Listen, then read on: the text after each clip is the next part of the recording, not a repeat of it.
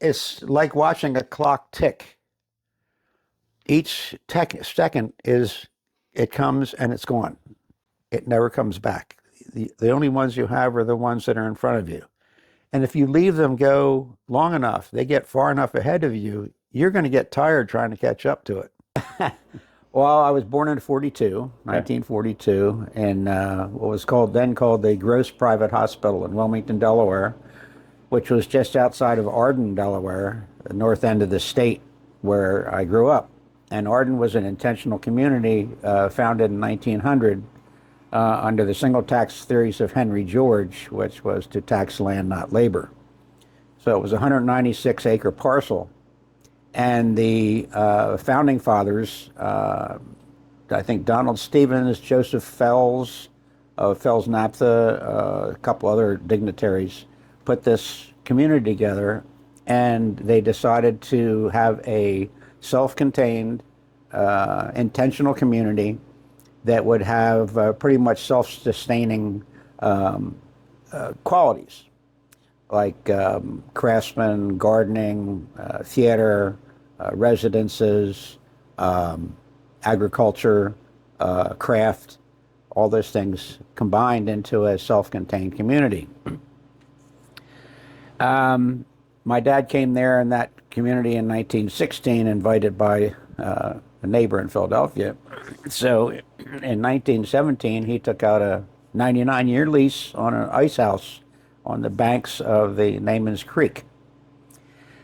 And the Namens Creek was the tail end of some of the glacial ice flows, and there were a bed of, stream bed was blue granite, huge boulders, all kinds of rocks and stuff. Beautiful place. But the ice house was built next to the stream with a dam that would create ice in the wintertime, and they'd saw it up and they'd pack it in this little building next to the stream, and it was all packed in sawdust created by the sawmill that was there. So long story short, this community was a phenomenal place that was basically a summer camp until people started to develop permanent homes there.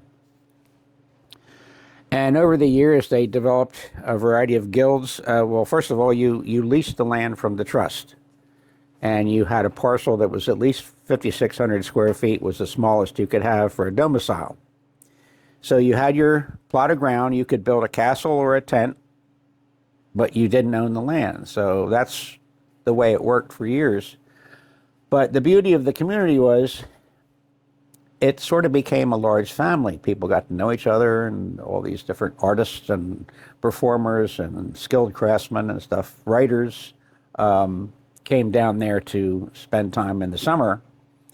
And they had a community fair. They had a gardener's guild, a theater guild, a Shakespeare guild, a dinner guild. They had a craft shop, which included woodworking, cabinetry. They had a blacksmith shop, which is called the Arden Forge, which will be more about later. They had a silver and goldsmith. They had textiles. They had a weave shop. All these different things were contained within the community to be self-sustaining, but also generate income to help support it. So when I was born, it was pretty much a thriving community with a lot of these well-established shops. And my father was a sculptor and a teacher in Philadelphia at from 1930 to 1967. He was involved with the Philadelphia Museum School of Industrial Art at that time, and then it became the Philadelphia College of Art. Then it became the University of the Arts when they added performing arts in the later 60s and 70s. But I got, since Dad lived in Philadelphia and spent time in Arden, I was also able to be presented with time at the college and had sort of free run of the place. But when I was a baby, he would take me into the classes, and this is my son, and hold me in his hand, my little feet. And So I got to know the school, but as time went on, I was also able to go and monitor the classes and audit the different shops, and got a broad experience there. But also back in the community, I was exposed to a lot of people in there that had skills. And I was a very curious person. I wanted to know what was going on and what people did. And we lived in the forest, and it was a beautiful place to grow up, right on the banks of the stream.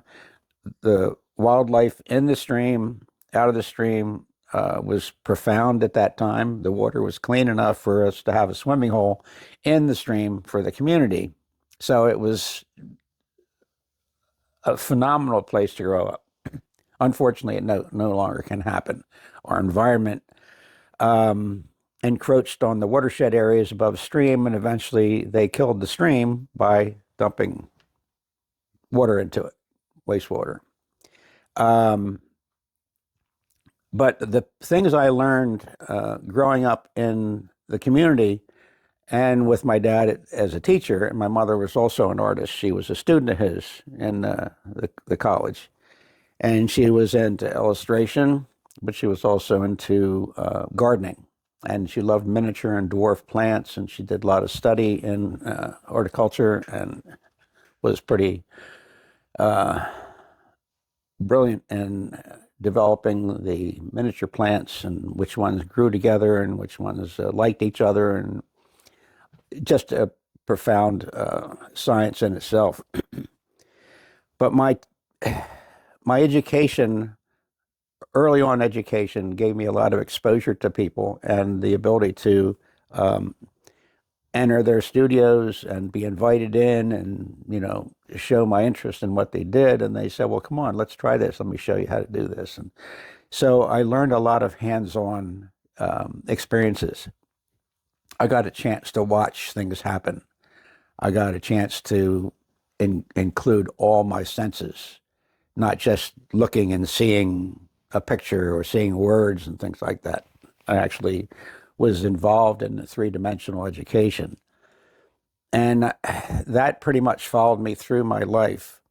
One of my greatest experiences, when I was 8 years old, I was trespassing across a gentleman's backyard going to a friend's house for lunch. And he had a shop in half of his garage, on one of his sides of his garage. And I walked by the doorway and I looked in, I saw this machinery, and I just sort of froze and I said, wow, this is phenomenal. And he comes to the door and he reminded me of Geppetto. He had a denim apron on and glasses hanging on his nose, and he was wiping his hands and said, what's that in your bag? Is that your lunch? And I said, yeah. And I got brought back to earth. And he said, well, come on in, I'm about to have mine. And this gentleman, a guy named Gilbert Whirl, was a master machinist for Sun Oil Company. And he was also a 33rd degree Mason. And he had incredible skills and a beautiful shop. And he invited me in, and I took interest and great delight in seeing what he was able to make. So he taught me a lot about machine tools and bench work and how to use hand tools and how to think about making things, and showed me how to do all this stuff when I was a kid. So all these, the potters, we also had summer stock in Arden. It was called the Robin Hood Theater, and we had actors come through there: Anthony Perkins, Barbara Bogettis, Jack Klugman, Will Gear. All these people, famous people, came through and did summer stock. And then when I was in my early teens, I was able to do some of the plays with some of these people, and it was just phenomenal to be a child actor, so to speak, or an extra in that field. But the community was such an energetic, huge family of people that had similar interests in a broad spectrum of disciplines. So that was my start, my sort of foundation of how I was going to be adventurous in my life and try to learn more and do more and, things like that. So did this community have its own school system, or was there a public They had a school? school. I went to the early days schools there. It was called the Arden School. It was a very small school and it was pre-high school. And I went up through sixth grade there. um, then we would get bused to Wilmington, and I went to the P.S. DuPont High School in Wilmington from seventh to ninth grade. And then when I finished ninth grade, my mother and the boys separated from my dad, and we moved up into Pennsylvania. So for my 10th grade high school, I went to Downingtown High School, did a year there. And one of in fact, going back to the machinist, the fellow I was going to visit that day for my lunch was one of my cronies from the early days. And we were in the Boy Scouts together eventually. And his dad was a graduate of the Williamson Trade School, Williamson Free School of Mechanical Trades, which is now called the University of the Trades, because they had to change the semantics to fit into modern. A trade school was sort of lower class, unfortunately. But anyway, his name was William Morley, and he was a graduate of Williamson School. So he and my dad apparently talked, and I was able to get sponsored by him to apply to the Williamson Trade School in Media, Pennsylvania, which was founded in 1888 by Isaiah Van Sant Williamson. It was a free school set up for underprivileged children who had either, one parent or economic hardship or things like that. So it was set up to find talented young people to train them in 5 different disciplines of trades. They had a machine shop. They had painting and decorating, which covered all the arts in that field. They had a masonry shop. They had a carpentry shop, and then they had power plant, which was HVAC, steam generation, power plants, things like that. So I was one of about 450 applicants to the trade school, and I was able to make it through to the 75 that were accepted as applicants to go to the school. So that was in 1959 when I was able to spend 3 years at Williamson Trade School, graduated in 62 from machine shop. I wanted machine shop, but I also went through 2 weeks of each course as an orientation. And you spent 2 weeks studying the trade basics to find out which one your aptitude was best suited for. And I loved the carpentry shop because I'd done a lot of woodworking with my dad and knew a lot about joinery and hand tools and things. So one of the funny things in the orientation, they had sugar pine, and it was relatively soft, clean wood, and you were given the responsibility of producing different joints in this sugar pine. And the joints had to be clean and precise and fitted perfectly together. But one of the drawbacks was that the juniors and seniors would play with your projects and come and do some little damage, and they had to be perfect. They couldn't be messed up. So I got wise really quickly. So I would make 2 joints. I'd have one in the drawer for the teacher, and I'd have one on the bench when the seniors and juniors came through, and I'd let them mess them up, and then I'd take the good one out and I'd finish it up and give it to the teacher. So I think there were 28 joints, and I think I made it through 18 of them in the 2 weeks.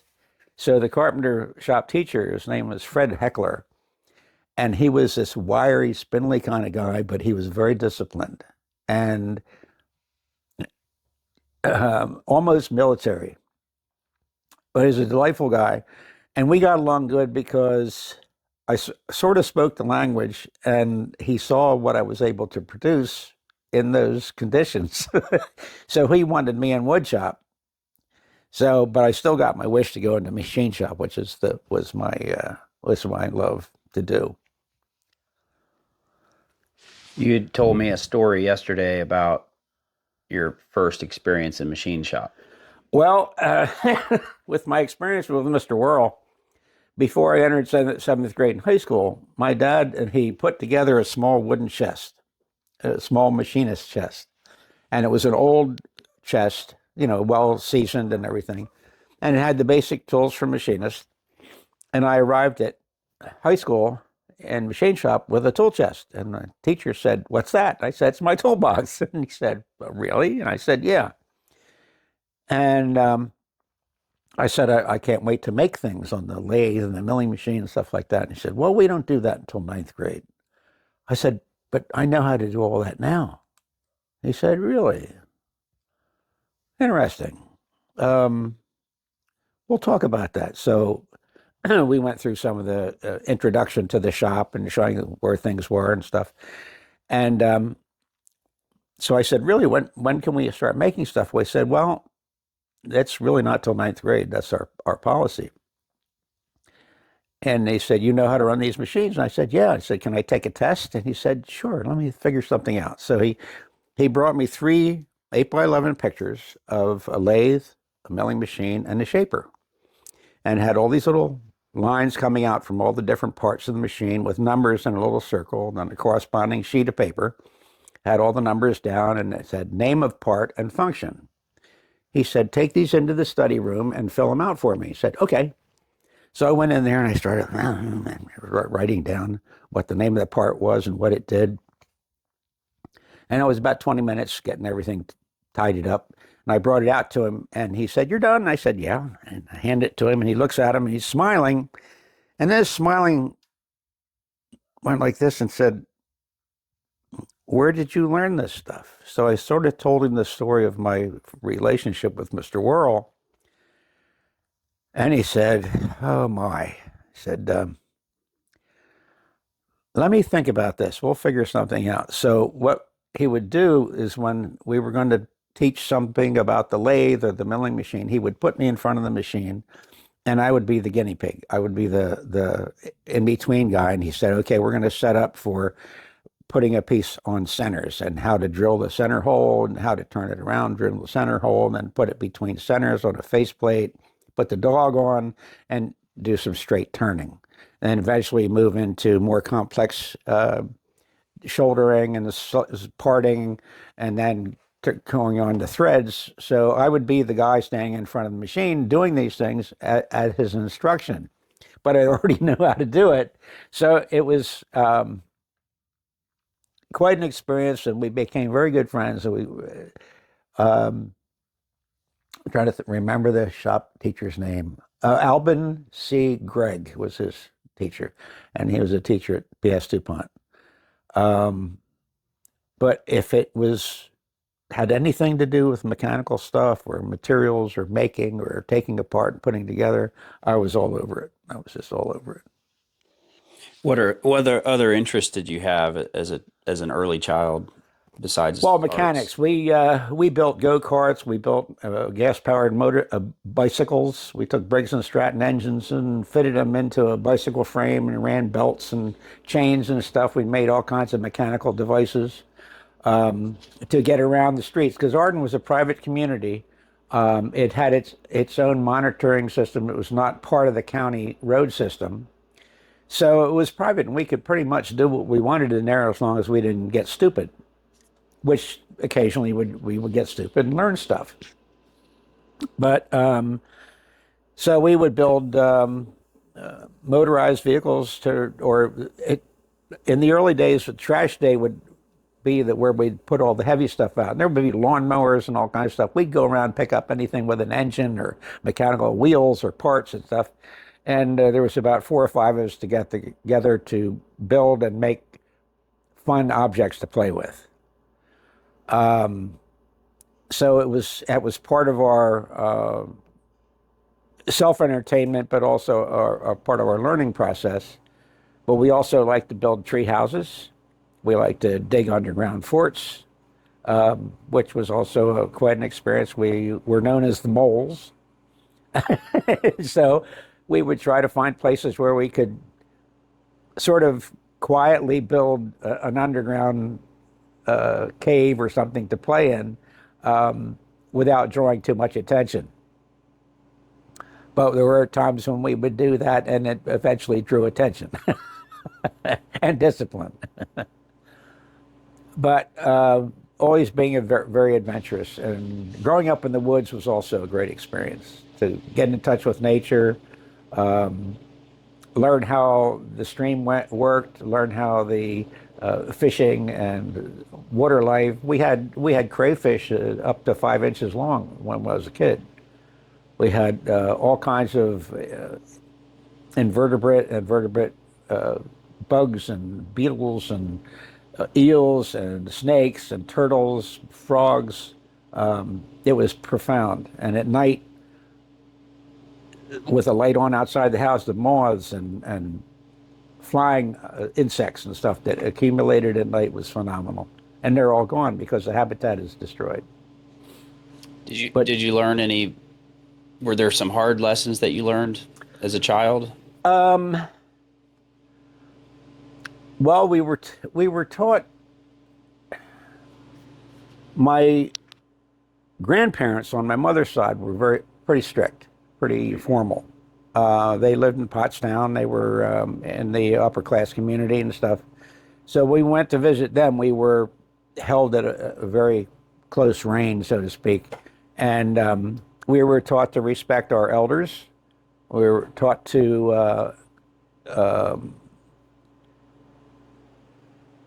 not be proper in a comfortable way, but don't be stupid. Don't say the wrong thing at the wrong time, because our parents were the ones that provided for us and were the ones that were responsible for our behavior as well. So we had to learn about that when we were kids. And some of those experiences were more painful than others, let's put it that way. Because we thought we could, when you're a kid, you think you're smarter than you are, and you push your limits, and you find out that if they don't come back right away, they'll come back eventually. And so that's how we learn, by experimentation and repercussions, and the benefit of being a good person. You get along better. We also, Arden being sort of a big family because of all the community involvement and all the things we did together as a community. Everybody knew each other. Everybody liked each other. In those days, in the 40s and 50s, up into early 60s, you really didn't even have to lock your house. It was that trusting of an environment. That was amazing, that you don't find today. Now security systems and cameras and the legal system has just made life very interesting. Let's put it that way. You mentioned the neighbor, was it Mr. Whirl? Uh-huh. That was a mentor to you. Mm-hmm. Did you have another, apart from your parents, any other mentors significant in your childhood? Well, my dad, being an immigrant Italian from Italy, he came over, he was born in 1897, came over in 1903 with three brothers. He had some, I guess you would call it old world or classic value systems or ideologies.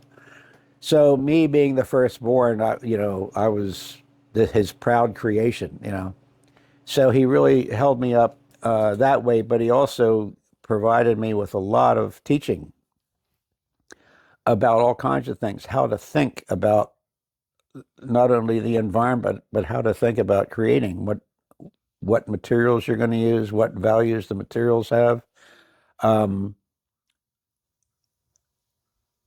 how to create with an understanding of what you want to make, what you want to make it out of, whether you can do it by hand or by assisted tooling, but also how to think about that form, how materials work, how you displace a malleable material, how you take solid objects and form them by cutting or filing or hammering or shaping. We would do a lot of tactile teaching. In other words, without seeing, using your hands and having your mind and your hands work together as opposed to your eyes and your hands and mind. So he taught, it was part of his way of teaching people was to get them involved in learning more about what their capabilities were from different directions, from the surface, from the side, from the back, top, bottom, and where those intersected and how you blended what you thought and what you saw and what you felt and what worked out the best. And he would do it sometimes without words by shaping something and not letting me see it, but he'd shape something and give it to me and say, "What is that?" And I'd have to feel it with my fingers and say, "Okay, that's a cat." And then I'd look at it and say, it could be a dog or it could be a squirrel, it could be, but he would try to make something informative enough in a tactile sense to give you enough information to identify it.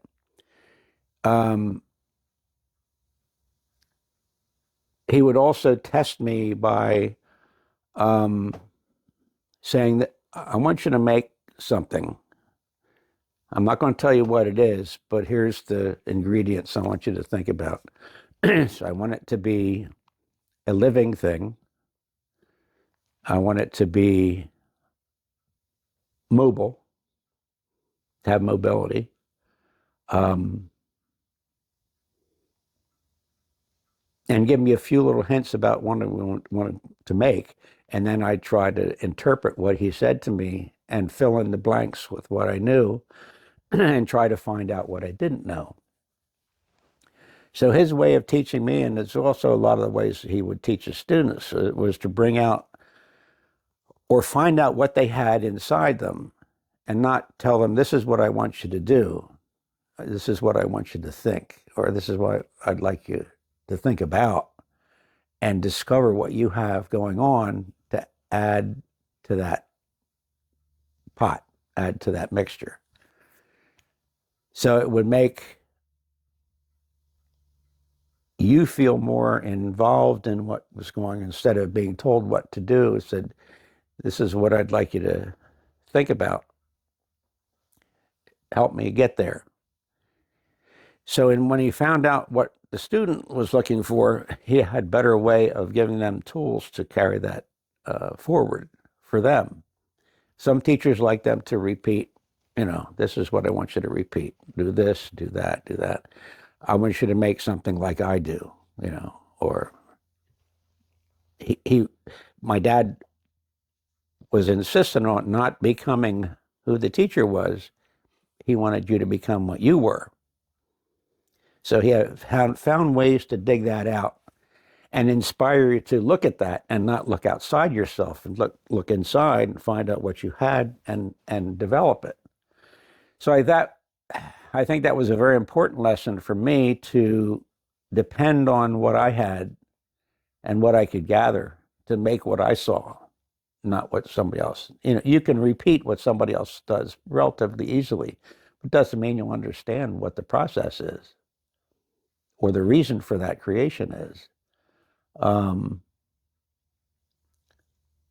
So getting inside your head and being able to develop a way of perceiving, understanding,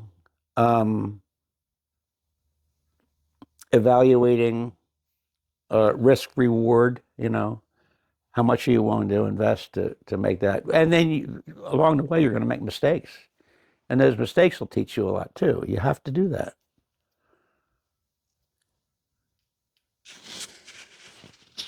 I've known you as a blacksmith, but the more I've gotten to know you, I find that there's other people that know you as Peter, the mandolin player, and there's people that know you for your love of miniatures or steam engines, motorcycles. Yeah.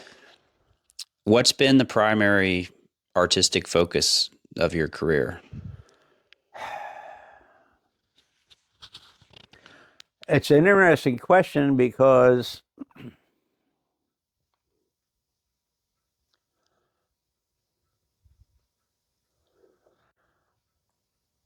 in growing up, I had an interest in a broad spectrum of things. So I wasn't focused on being a painter or being a wood carver or being a potter or a musician, although I tried all these different things. When I was a kid, about 7 years old, and my dad loved stringed instruments. He had a variety of instruments around the house, some woodwinds. He liked clarinet, flute, things like that, whistles. He would create clay whistles and with finger holes and stuff. So we would make an art form and turn it into a musical instrument. But he also had Italian mandolin, like a lute guitar, some other instruments like that. And I got interested in the stringed instruments. So I decided I would like to try violin. So I started to take classical lessons on a violin, which is eventually became tedious because it was a discipline that made you really focus on the art of making music with a difficult instrument.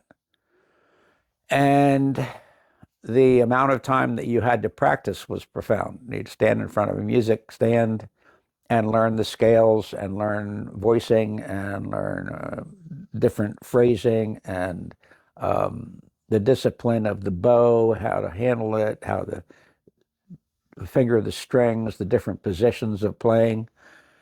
So it got really involved when you look into the classical end of it. But it didn't make me dislike music. I was squirrel. There was something going on. I wanted to go and see what it was. Or if it's a piece of machinery running, I would want to go see what the machinery was doing. So that was part of my lack of discipline, was having a diversified, scattered interest in so much stuff. So it got to the point in the violin where I finally got to the point where I did a concert, and the pianist who accompanied me was the dentist doctor who was a neighbor of my dad's in Philadelphia, who had invited him down to Arden and had got him involved in the community. So they lived the next house up from us out of the woods. So he was my accompanist at the Guild Hall for my recital. And stepping back a little bit, my first teacher was a lady named Helen Ware Capel, and he was a violinist with the Philadelphia Orchestra. And I studied at her house, and one day we were practicing some tunes, and a fella came in and introduced himself to her. And well, they didn't say name, right? They just knew each other from their profession.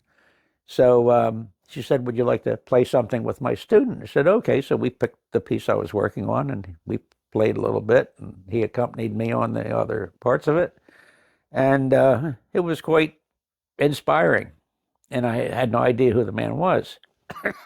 So he finally went on his way to do his stuff. And she said, "Do you know who that was?" And I said, "No, I had no idea who it was." It was Jascha Heifetz, one of the top violinists in the country. So I became scared and excited at the same time because it was this experience. But it was that I guess these were little kicks in the butt that you get that keep you motivated. They're little extra nudges of exciting experiences in your life that add seasoning to it and make you continue to go on. So we did the recital at the Guild Hall in Arden, and the doctor played my piece, and we were going through it pretty well. And I got to one point where I lost my way. But I didn't stop playing. I just sort of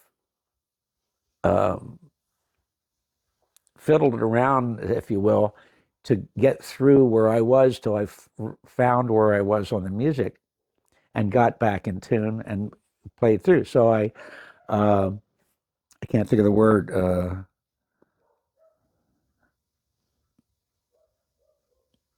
I had it in my head, but so I worked my way through the piece, got through the rest of it, and my dad was so proud.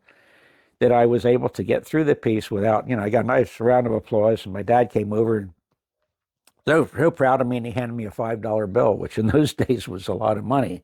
And this was a reward for being to improvise, to get through something without breaking stride.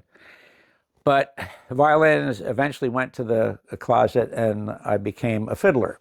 And I liked fiddling, and then I liked guitar, and I got into guitar. But mandolin, which was very similar, tuned the same way as a violin, was a lot easier to get developed with, and was a lot smaller and less cumbersome to play as the guitar was. So I always loved string instruments, but I also got involved in the restoration and repair and things like that over the years. So I got into collecting and restoring and playing, and now I've got a collection of stringed instruments that I've restored and collected and still play and enjoy. So music is another form of expression that requires understanding, innovation, familiarity, but also the motivation to keep at it, because you have to practice. You can't.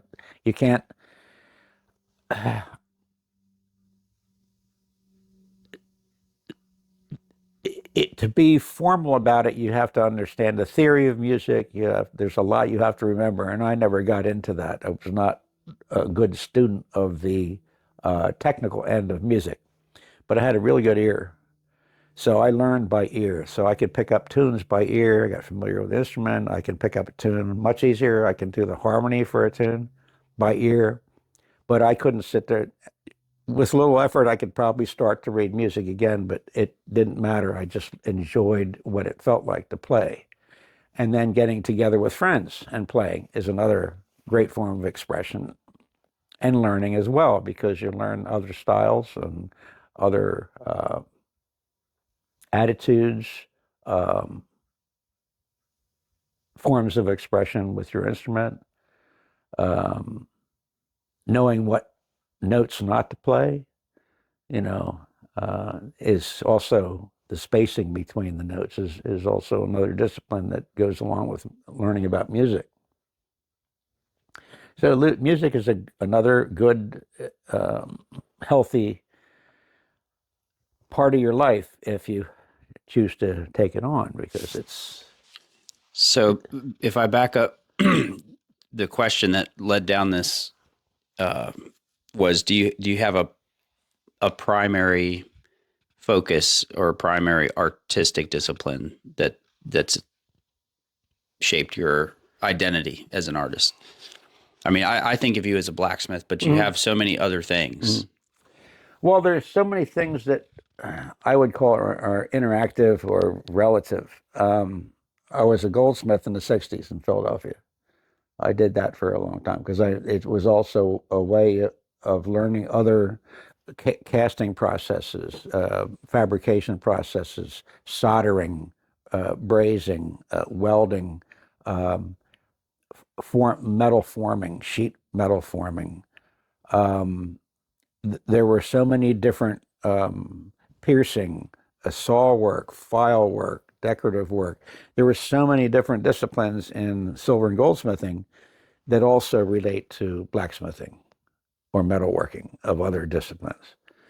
So I felt having a broad experience as a child in a variety of different forms of craftsmanship and material applications, that everything you could play around with like walking into a kitchen with a pantry, huge pantry, and picking from different ingredients in that pantry and making something. And if you didn't like what that was, well, then you'd try some other pieces and put them together and see what happens. So I don't think I ever focused on one particular form, but when you think of blacksmithing as not just an art form, but a craft or a profession, it's infinite. There's absolutely no limit to it. And if you study enough, and I wasn't the best studier as far as disciplined reading and research and things like that, but I did look up stuff that I learned more from pictures than I did from reading, because I could see beyond the article I was looking at. And it told me a lot more from the way I learned. The picture told me more than I could read from a book. So when I got into woodworking and joinery and carpentry and cabinetry and things like that, there's a lot of things that are used in wood joinery that are applicable to metalsmithing, that applied to jewelry, that applied to ceramics. When you had hand-built pottery, there's all that different ways of expressing the way you build a piece of pottery than the material itself. How you form the material, what kind of joints do you put together, what art form do they create in the process of building that pottery. So for me to try to pick a specific area is very difficult, because I see so much in everything that's basically my toolbox. And this whole toolbox, or a pantry, if you will, is my feeding frenzy when I go to make things. And if I join wood, metal, and glass, or wood, metal, and ceramics, or precious metals and and ferrous materials, it's endless. So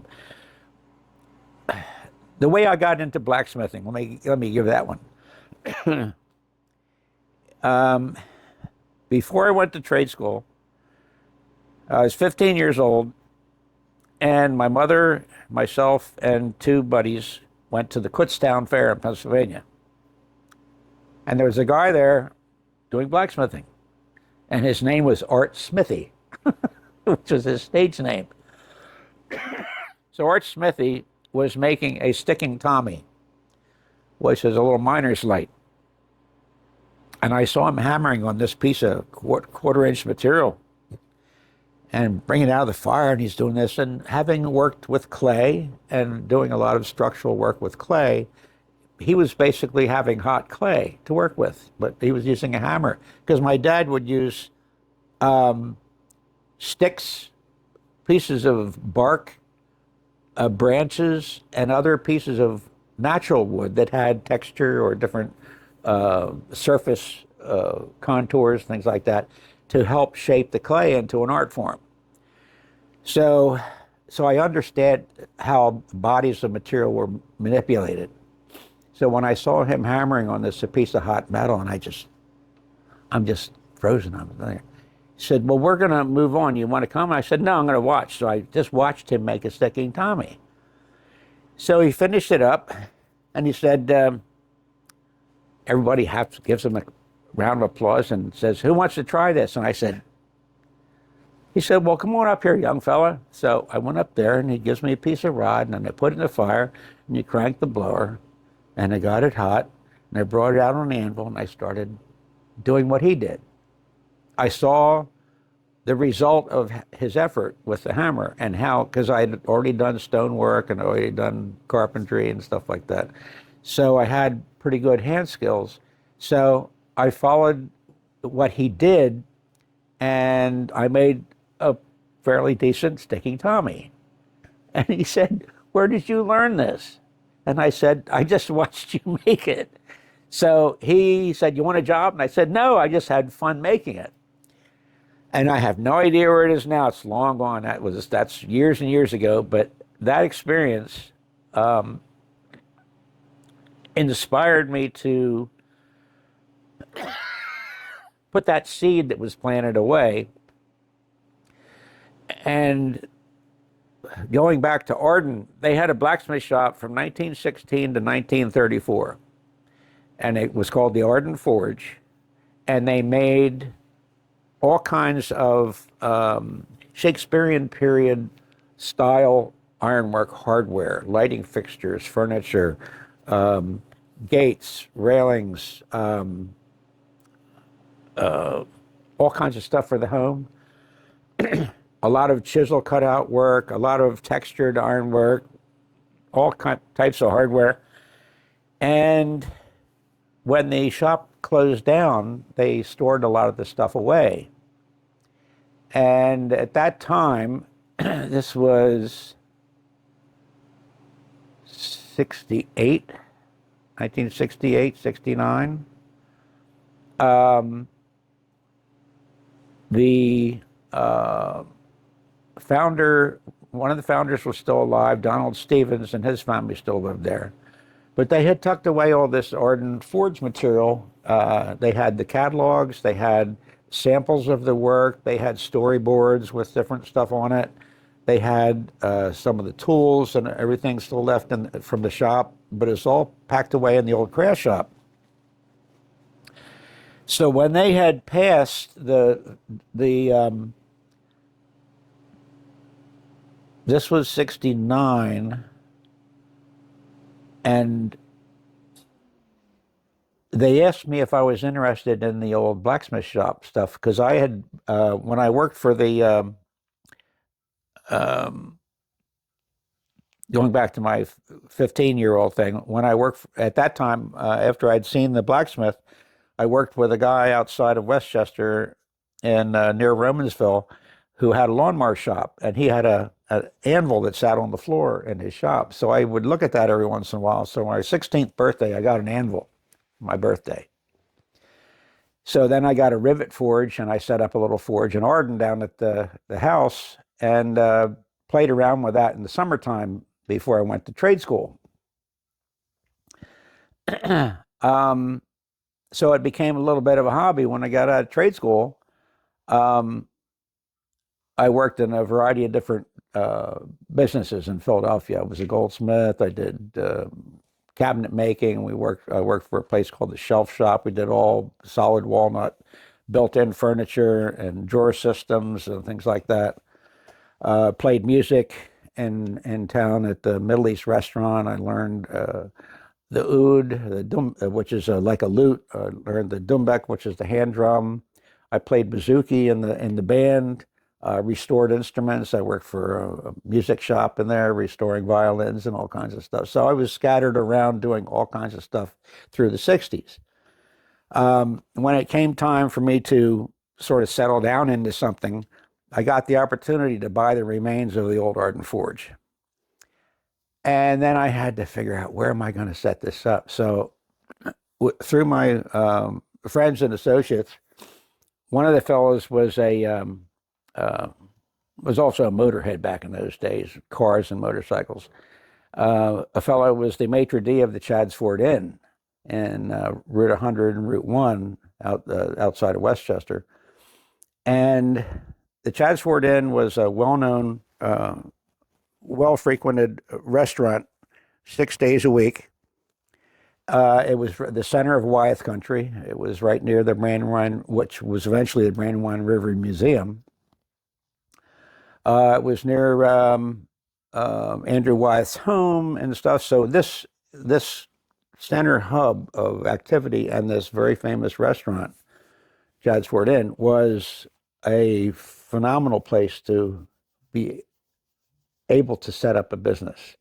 So the maitre d', who was a buddy of mine, talked to the owner of the Chadds Ford Inn, and it was a barn back on the parking lot, and the front part of it wasn't being used. She was parking her cars in the back part of it.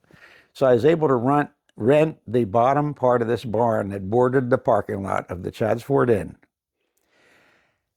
for $125 a month.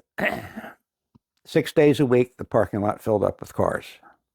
There was also up in the upper level was a place called the Barn Shops, which are little knick-knack shops that you could come in and buy stuff.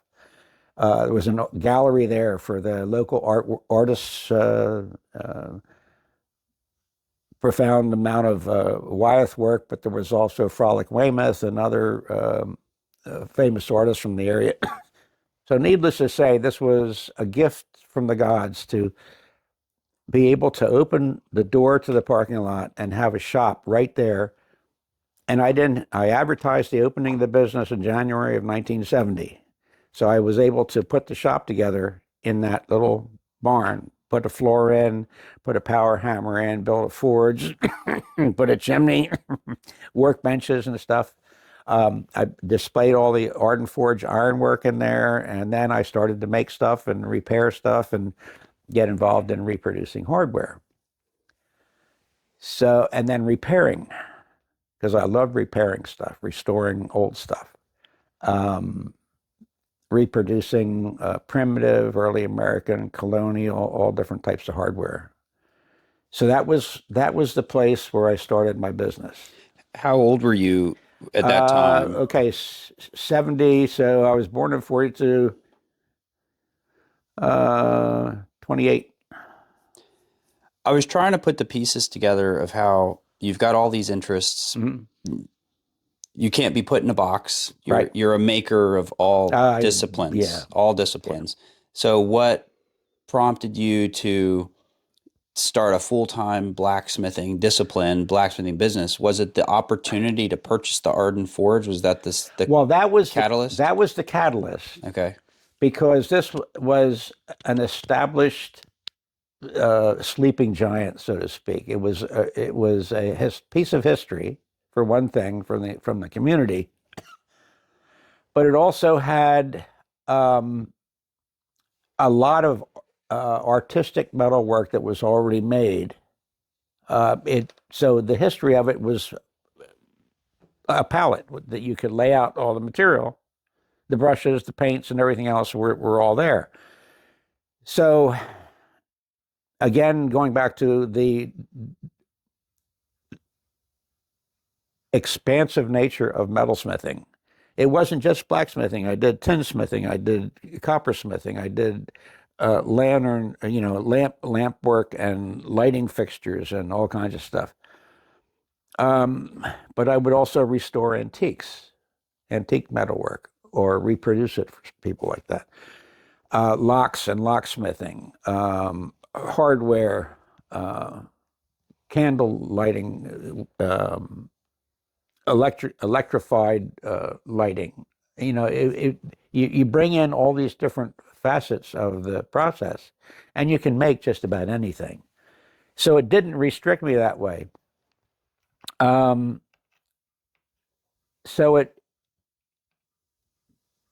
it gave me a foundation to build upon and to explore where I could go with it. And it was sort of a package deal that was I only had to advertise the opening of the business. I didn't have to try to sell myself. I wanted to enjoy myself. I wanted it to be fun. I wanted it to be self-energizing. I didn't want it to be a labor, because if it was a labor, I worked with people over the years in my earlier experiences in Philadelphia, where these skilled people were there because they had to make a living. They just had to make the money to survive with the family. They just had to produce enough to pay the bills and keep them fed and that kind of thing. And it was a labor of necessity, but I wanted it to be a labor of love. So having the blessings I had growing up, I just tried to extend that. But I also wanted people to enjoy it. So I made stuff to make people happy as well. And if the customer was happy, they'd talk about it. They'd tell people, hey, they say, where'd you get that done? I said, well, Renzetti does it down there at the thing. So the next thing, I've got antique dealers coming in, collectors coming in for restorations. I get people from the Winterthur Museum, the Hagley Museum, the old powder mills down there. I start restoring parts for the museum, making stuff for the water turbines, lighting fixtures. I made powder testers that they would use to show the comparative values of the different powders that were produced in those periods. And that was a lot of fun. So that got into the technical work of smithing, because you had to make springs that had a certain spring rate and certain instruments that would be able to measure comparatively, not on a scale of 1 to 10, although the scale was there to give you the comparative range, that the powders were same grain size, same volume that was tested. So each manufactured product was used in the same tester with the same qualities and everything else. And then it just showed the evaluation of the comparison. So the best performing were the best ones you wouldn't buy. So that was another facet of the disciplines that you learn and getting into the more technical aspects of smithing, not just the art part of it. Then when I got into lock making and locksmithing and the functional materials, hinges, period hinges were beautiful hinges, HL, butterfly, snipe hinges, which are just like a couple of staples put together. But all these different types of hinges that were made in the day, like H&H L hinges, were used profusely, but they were very thin materials. So the bearing surface was very small. And you could see, if you looked at the antique hardware, how they just chew each other over the repetitions in the period. But when you take that into a modern setting where you have a National Park Service restoration, they wanted to show these buildings had the same type of hardware. But if you have a door that would be open and closed 6, 8, 10 times a day in the period, and it's open 400, 500 times in a day, those hinges are going to wear out. So I would introduce my machinist technology, and I would make thrust bearings that would not be that visible, but they would be replaceable. So you could put a hard bronze bushing on this hinge, and that hinge would operate smoothly, and the door wouldn't settle, and you could pull a pin and put a new one in if it wore out. So I added technology to history to make it endure in the modern setting. So it allowed me to experiment and understand and adapt to current conditions over the art of the period material that was made. Also, the methods I got involved with Donald Streeter over in Jersey back in the 80s. Before we get to Donald, okay, I want to back up real quick. Sure. You were bused in high school to Wilmington. Yeah. Okay. And then you mentioned something about a trade school. I know you did some goldsmithing in the 60s. You opened the Arden Forge in the early 70s. Did you go to any type of higher academic education, college, or were you in trade schools during that time? Well, after trade school, that was my last big academic thing. What happened when I got out of trade school, my dad in his stonework. And now, what are you calling trade school? Well, the Williamson Trade School. Okay, so your high school period. In high school, you had vocational training in high school. In our high school, we had a forge, we had a foundry, Wow. We had pattern making, we had machine shop, we had sheet metal workshop, auto related stuff. So you had a variety of disciplines in high school in those days that is long gone. When they took vocational training, social studies, home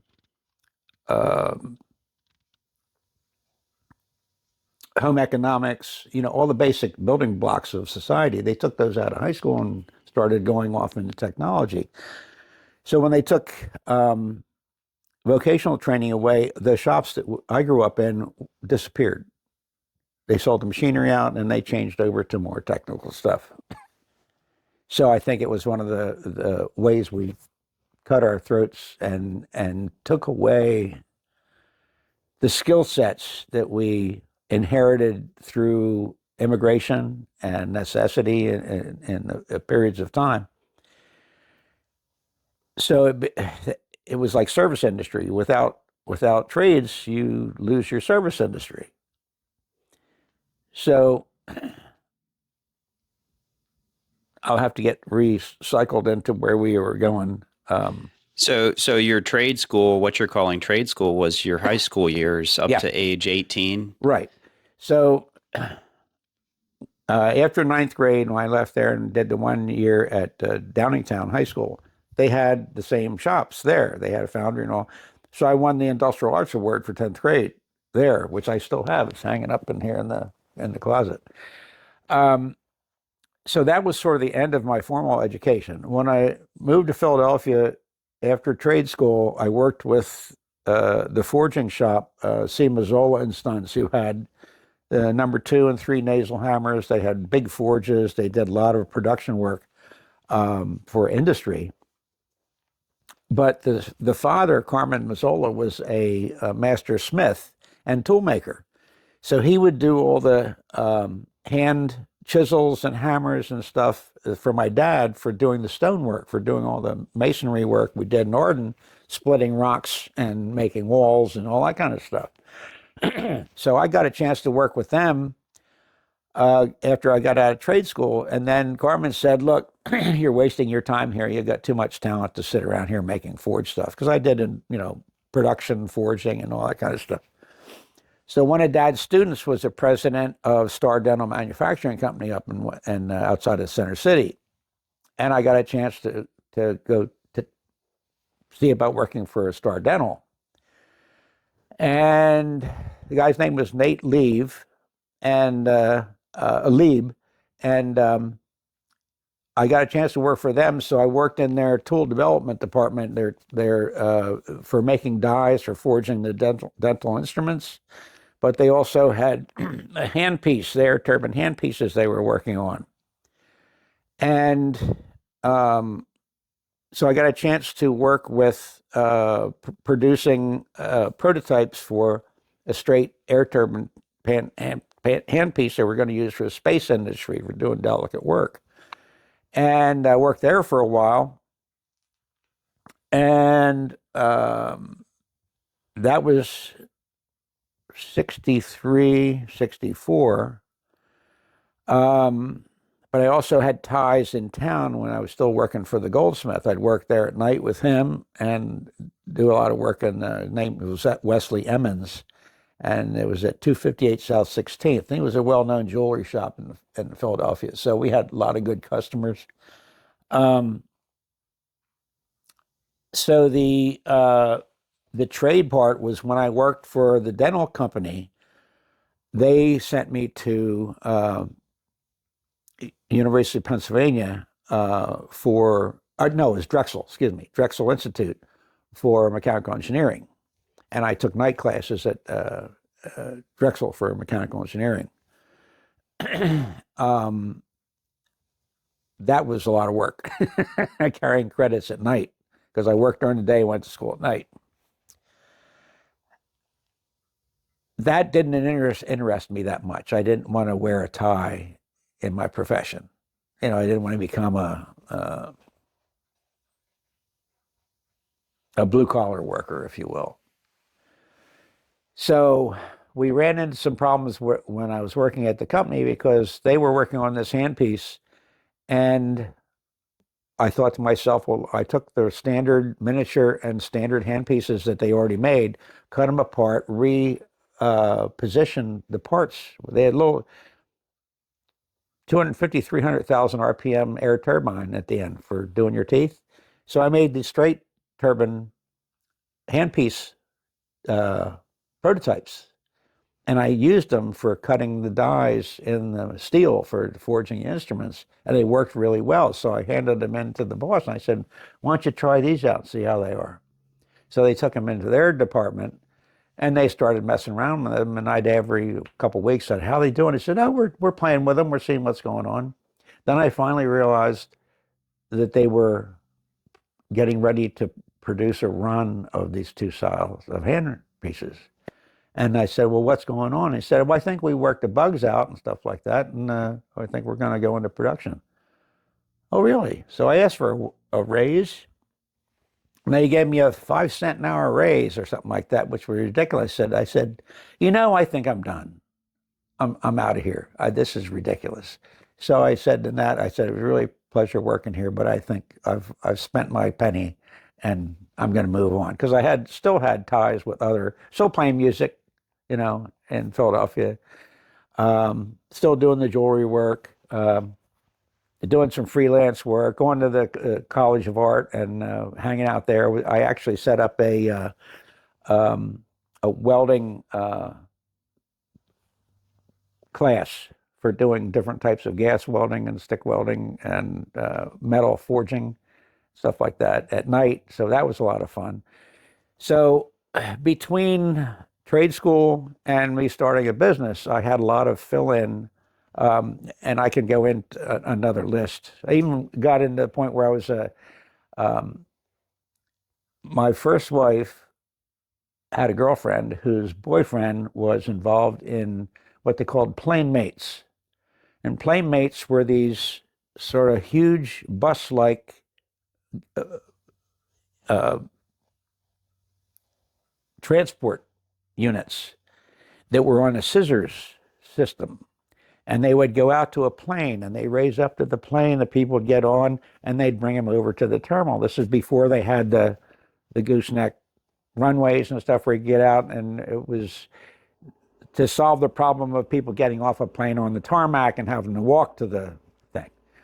So I got involved with these guys, and then they got involved in restoring steam locomotives for the New Hope and Ivy Land Railroad. So I got to work with them on that. Then I met a guy who was the president of United Scale Models, which was an industrial scale model company in Chester, PA. And they were building a railroad in Wawa and Concordville, Pennsylvania, not too far from where my shop was, or would be.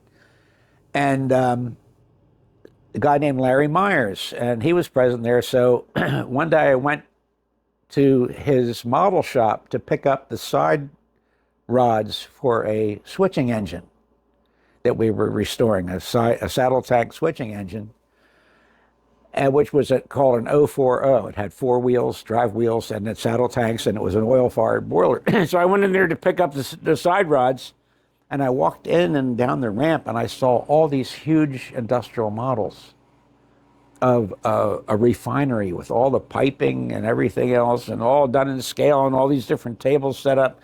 And I said, wow, this is so cool. So I asked Larry, I said, could I come work for you guys? And he said, sure, why not? So I worked for them for a couple of years. And we did stuff for NASA, Boeing Aircraft, Atomic Energy Commission, U.S. government, U.S. Postal System, as we built unbelievable. I built the model for the wind tunnel in Chester for Boeing Aircraft, built the flight control training models for the Chinook helicopters in 1/4-inch scale. These were 2 training models with the flight controls from the cockpit all the way up to the 2 rotors. We did some incredible stuff. We did atomic fuel cell models that were functional. I had security clearance for working on some of these projects.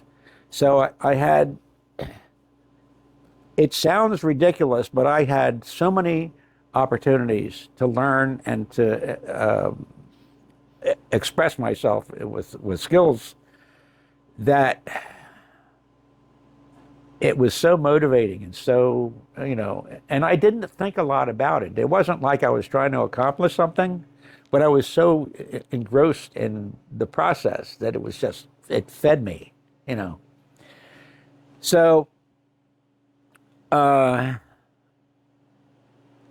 when we had finished an atomic energy job, and we had what seemed to be like a month and a half or 2-month break, one of the guys that worked there came back because he had gone to work for an ocean towing outfit that towed barges up and down the East Coast. And he came back and he said, man, if you want a really cool job, they're looking for a diesel mechanic. Because I knew diesel pretty well. So I went and talked to them, and they offered me a job as a hand on their tug. So I went to work for Ocean Towers back in '67. And we hauled stuff up and down the East Coast, up the Hudson River for the steam power plants and stuff. I worked on the first tug they had was a wooden tug with 2 6-cylinder engines in it. These big segmented engines where each cylinder has its own construction. And we had one engine freeze up on one of the halls, and I had to take the 2-cylinder assemblies apart, take the inspection plates off the bottom, disassemble the connecting rod, drop the crank to the bottom dead center, put cribbing in, and jack the pistons out because they were 12 inches in diameter and 24 inches long. So I got a chance to work on this kind of stuff for about a year and a half before the Selective Service decided they wanted to try to get me before I turned 26. And they came after me, and that's all another story, but that's when I had to leave there, and I came back onto land, and that's when I started to put together the progress for the Arden Forge. So there was a lot of fill-in between 62 and 70 that's pretty interesting.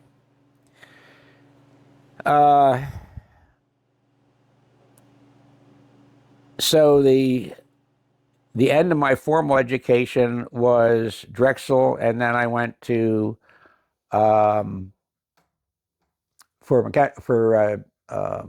metallurgy. I went to, I can't think of the name of the school now. I had it, but it went. Anyway, another chapter. You were just about to get into Donald Streeter. Yeah. For people that don't know, who is Donald Streeter? Real brief. Donald Streeter was in Franklinville, New Jersey, and he was a well-known, highly respected producer of colonial hardware. He had a great catalog. He produced really faithful reproductions of butterfly, HHL, strap hinges, door locks, latches. He did all his own photography. He was quite an incredible guy. So he was well known in the industry. And at the time, this was probably in the late 70s, early 80s. I got to know him, and we started to work together, and he would, I had the mechanical presses. Most all this stuff was hand operated. And I had a power press that had a notching shear set up, a 90-degree notching shear. And I said, I can knock those blanks out for the H and HL hinges for you really easily. So I started knocking out the hinges blanks for him in production. Bing, bing, bing. Saved tons of time. And then the strap hinges were getting harder for him to make. So I started making his strap hinges because I had the power hammers and So we started working together. And he got to the point where he wanted to retire. And I thought, well, how about if I would like to buy your business or buy the name and attach it to the Arden Forge and continue the Donald Streeter hardware through my shop. And we thought that was a pretty good idea until he came up with, he wanted $20,000 for goodwill, which was in addition to the cost of the purchase of the business. And the bank doesn't lend money on goodwill. So we were struggling to try to find a way to make this work. Then came the kicker. I had a pretty good client base of my own, and one of the clients was John Milner Associates Architects. And they were doing work on a store in New Jersey called from the Woods family. Very historic store and everything. So he was doing some work for them and needed some hardware made. So I was given the job to make the hardware. Donald Streeter had done work on this wood store previously, years ago. And the reason I laugh is because it's so silly, but it's an excellent. Donald Streeter thought well of himself. He was, and in a way, rightly so, but not that bad. Not that much.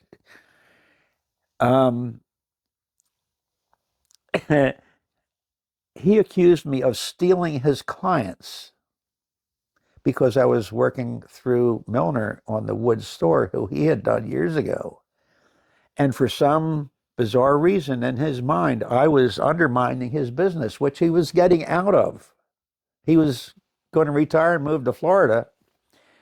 And I thought this was a perfect opportunity for me to carry on. But since I had a client that was sort of in the back door, that was one of his old clients,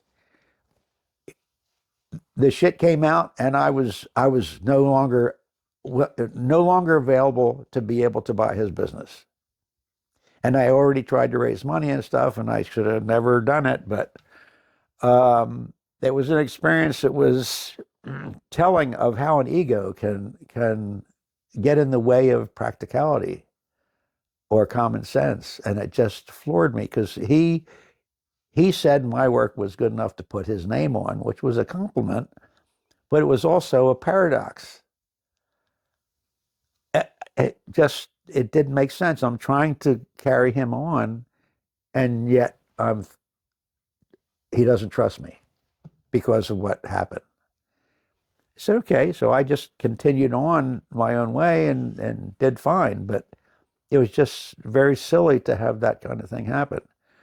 So I think Tony Millam up in New Hampshire bought a bunch of his stuff, and as part of it went here and there, and it was just the end of the Streeter business. But I did buy all the iron, the bar stock that he had there, which I used in my shop for a good number of years. And then when I sold my business, Dave Hutchison bought the remainder iron that I had down in Maryland. So he's got the remainder of that, and it's eventually going to go to the Historic Blacksmith Conservancy. So funny round stories. When we left off, we were talking about Donald Streeter. Mm-hmm. And I don't know where you would go from there with your story, but I thought I'd ask you about, well, at this point you have your own shop. Oh, I had the old Arden. I was established as a business already. Mm-hmm. But my thought was, with all the work that he had done to develop his business, I thought it would be an honorable thing to carry it forward. Mm-hmm. And we also supplied Donald Streeter hardware in the styles that he had done, because I was familiar with how he made most all of his stuff. So it's something I didn't need, but I thought it would be nice to be able to do, but I found out it was going to be impossible. So that sort of ended it. He walked away, and I had no other alternative but to just continue on where I was going. So I want to get into your involvement with the Yellen shop. Mm-hmm. That's a big part of your story. And I know you said you had some family connection there. Your father had a connection to having visited the Yellen shop, or when you were a kid. My father knew Sam Yellen because he taught at the Philadelphia College of Art back then in the 30s. Dad was there from 1930 to 67. And he knew Sam Yellen when Sam wanted to start a blacksmithing division of the school at the Broad and Pine location and the classic buildings.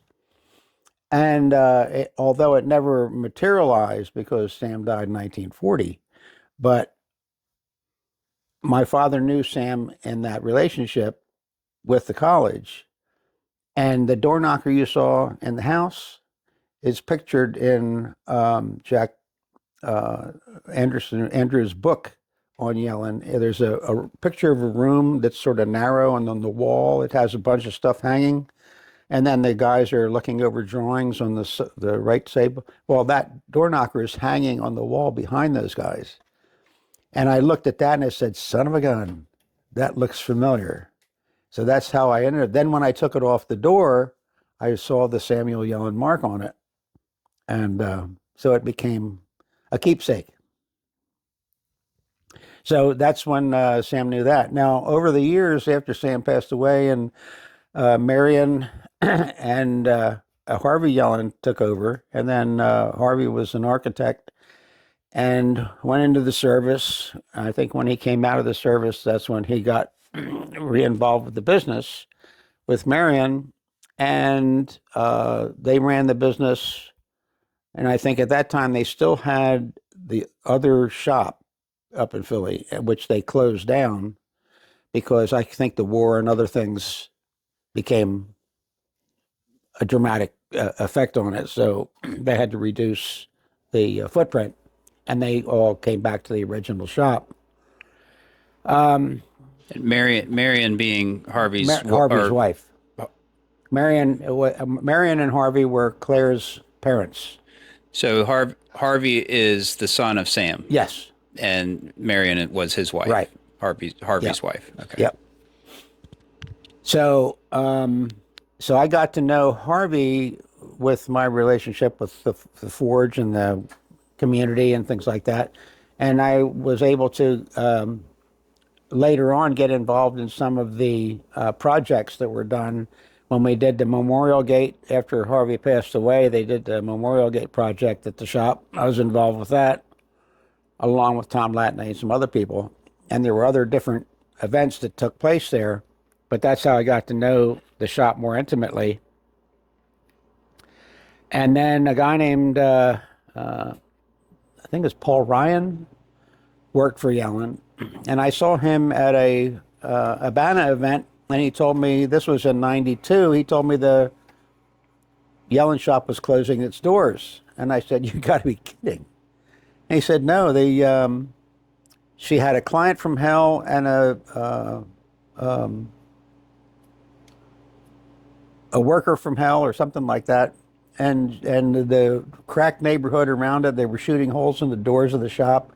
So it was really vials on the street around the building. So the neighborhood went way down, and it became very dangerous to be there. So I found out they were getting ready to close the business permanently, and I called Claire up and I said, what's going on? So she sort of filled me in, and I said, look, I've got a shop here in Westchester.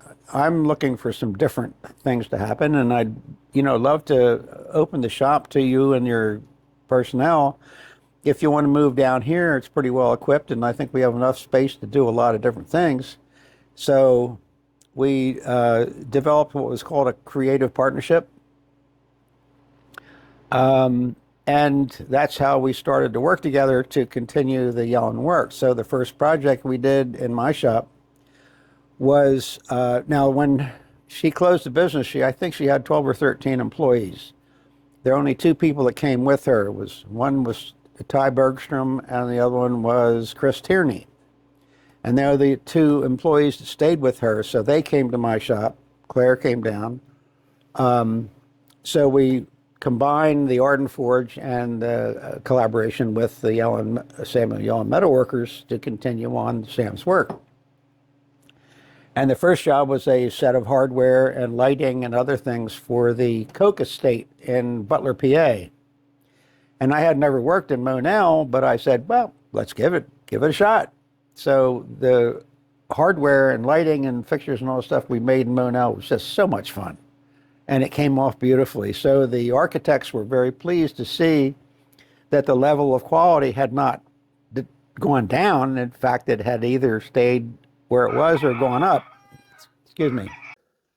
So so this job, they had built an addition on to the Coke Estate, and part of it was a private theater with a video library to blow your mind, and plus seating and everything. And these big pair of wooden doors were adorned with these large ornamental Monel hinges, and then special pulls and latches and stuff. A lot of cabinet pulls and stuff inside. Lighting for the outside. There was a pool house up on the hill that had a beautiful hanging Monel lantern in the center, and then hardware for around that. So that was the first job we did, and the architects were very pleased to see apparently they didn't close, or that thing was going on. So we got real busy really quick, and we did Yellen's work in my shop from '92 till 2007 when I wanted to retire. And we did lots of big projects, wonderful stuff. We also had help from Alex Klom from Florida, who did bronze work and that type of stuff. We did work for a house out on Lake Minnetonka in Minnesota with two sets of bronze driveway gates. We had to go down over 8 feet in the ground because of the frost level in Minnesota was way deep. And this was the Pillsbury estate that was bought by a family who was one of the first investors in Microsoft. So he made really good money. So they bought this estate and had it all redone. And we did a lot of the renovation and additional work for that. We had some great client work up in New York. The best one was the Federal Reserve Bank when we changed one of the teller window sections into a doorway into the teller area, which was changed into a dining room when they took out the services to the public there. So a lot of wonderful work came out of our shop in the name of Samuel Yellen. I still had client work of my own as well, but that's how the connection to Yellen evolved from the old Philadelphia location to Westchester. And then when I retired, she moved the shop to Bryn Mawr, and they set up a shop there for, I think, a couple years. And from what I understand, she made an arrangement with the iron shop in Broomall, M. Cohen and Sons, to continue the work. And I think Chris Tierney went over and started to work with them. So that was my connection to Yellen through there. And on this Coke Estate job, you did work in Monel. A lot of people don't know what Monel is. Monel is a copper nickel alloy. I think it's 70 nickel, 30 copper percentage. It's a difficult material because it's a tough material. It has critical temperature ranges you can work it in. You can't really work it in a coal fire. It has to be done with a gas forge. And you have to work it within a certain temperature range to keep it from crazing or fracturing or breaking down. You can TIG weld it very successfully, so you can fabricate with it pretty well. It's forgeable. We did a lot of forged ironwork, metal work with it. I made special dies. We did a set of, for the Pillsbury estate in Minnesota, we did part of it was 4 9-foot tall torchères. And they were assembled out of bronze and stainless. And the top lighting fixture was a turned alabaster tulip-shaped stone turning with a light inside it, but then 4 lights around the outside.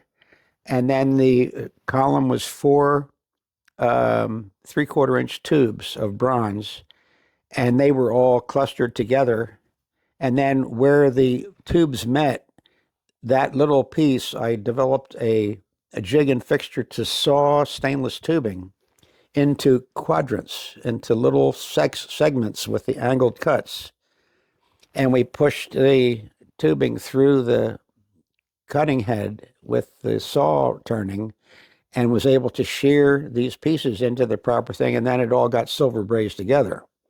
And then the bottom were forged in the bronze shapes, but all the leaf forms were Monel. And I would hand forge the master pieces. And we had acanthus leaves on the bottoms and then leaves in the center collars. And I made up the master. Then I took sculptor's wax, the bronze casting wax, and I made impression dies of the top and bottom of these pieces, had them cast at my buddy's foundry in 4140 steel. And I set up these dies in my forging hammer, in my Kuhn K24 53 hammer.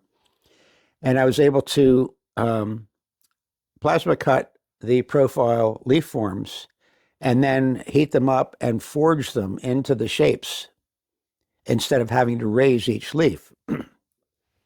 But then there was the veining problem to work on these leaves. So I don't know if you saw it. I had made that little hammer, a little power hammer that swings, a handled hammer. Sometimes you have to see it. I made up a tool that's sort of like what they call a spring swage or a hammer swage. It's a bottom die, comes back and up, and then you have a top part that has the upper tool that you can set to meet up with your bottom tool. So you have a fuller and a swage, and you can create a beaded form. So I not only had to do a straight line bead, I had to do curved lines in the leaf. So this was after they were formed. Then they wanted the texturing, the hammer texturing on the surface. So I made little peening heads for this thing that would do the hammer strikes.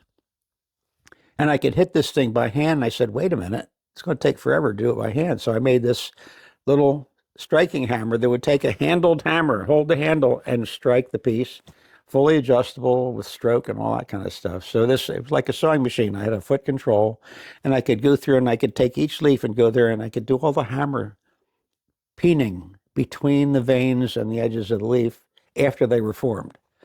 So these were some of the tool developments that came out of the requirement to make these different elements for the torchères. So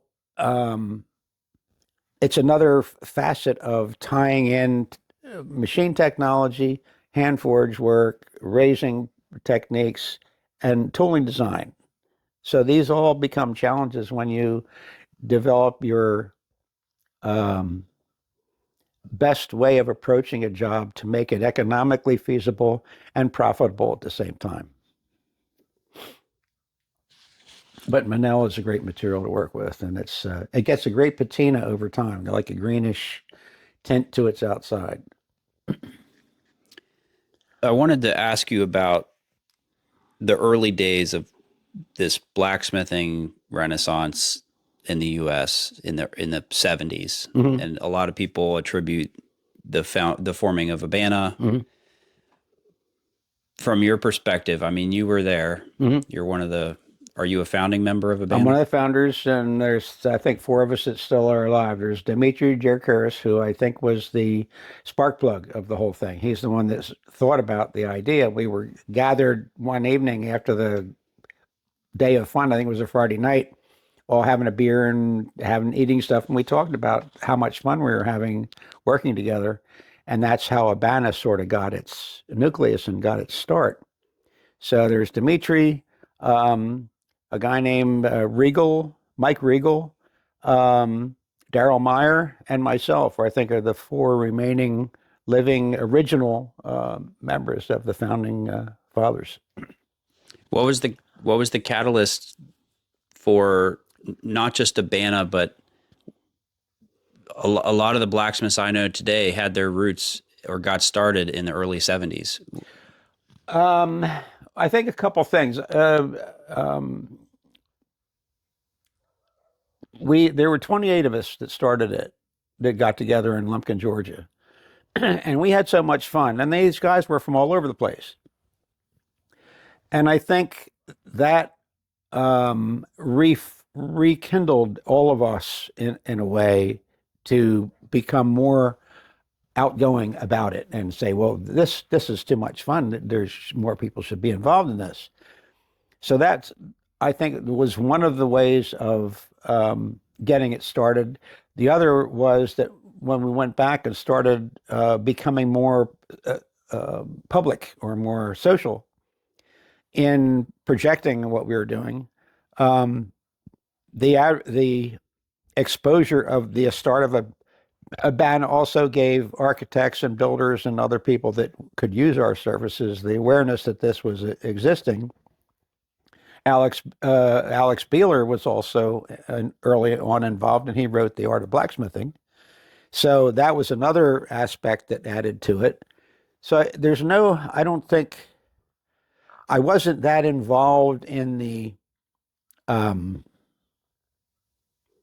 proliferation of the information, but I was involved in the act of performing the work and keeping it going and spreading that word, and that the society around you, the people you get involved with, the clients you have, the services you provide, all those things get talked about. And the network of that kind of advertising is hard to buy. You can't buy that. And you can't sell it either. It's not easy to sell. It's easier to have the people that are involved in or the recipients of those services to say, wow, these people made this for me, and you can still get this stuff now. So there's all different kinds of ingredients that I think made it proliferate in the 70s. I think it's probably the 70s was a good period of time for craftsmen in general. So to get exposure. So an early objective of Abana was networking? Networking, but also sharing resources, sharing where can you go to get material? Where can you go to get coal? We started a network about where coal services were. Where do you get iron? Where do you get, good carbon steel, good quality carbon steel? Because we could still get it back then. You still had a range of sizes of material you could get in the 70s and even into the 80s. Before you could buy hot and cold rolled steel in small increments of size that you can't today. Now it's 1/4 inch increments or 1/2 inch increments in size, as opposed to 1/16 of an inch or 32nds of an inch in increments. There wasn't enough demand for the amount of material that was needed to do really intricate work and really complicated pieces, because if you only have certain stock sizes to work with, that limits your design process and your application of tooling and everything else to make things that'll fit different, a broader spectrum of utility. So as the notoriety increased, the demand for the material increased, so it stabilized the supply chain, if you will, of quality materials that we could use in that period of time. And everything comes in swells and dwells. There are peaks, and then there are dwells. Even in the antiques, demand for antiques and stuff came and stuff comes and goes. So, and I think it's socially driven, economically driven, taste driven. All these different factors determine the lifespan of different things. And there's no way to pick that out. If you're lucky enough to figure it out, it works, or blend with it. What was the environment? This question's twofold. I think of the early part of the 20th century, you had Samuel Yellen, Cyril Koenig, really carrying the torch for blacksmiths. And then Abana came in, and was it 72? 73. 73. Yeah. Okay. So between 1930s, 1940 and 72, there's this lapse of time where communication between blacksmiths was, limited, throttled by, you had to mail a letter or know their phone number. So that was a big part of Abana, was bringing about good networking. But what was the environment like for blacksmiths? What was the state of blacksmithing like during that 50-year period? And then who were the torchbearers during that time before Abana that really stick out to you? Well, I think there's a multi-level of considerations on why and how these things happen. When you go back into the Yellen era, the building blocks that Yellen had, he had a lot of immigrants come over from different countries with skill sets, professional and less professional skill sets. So it was a unique opportunity in his era to be able to not only speak 7 languages and be a businessman and a dreamer, entrepreneur, inspirational character, to manage all these different musicians in his orchestra.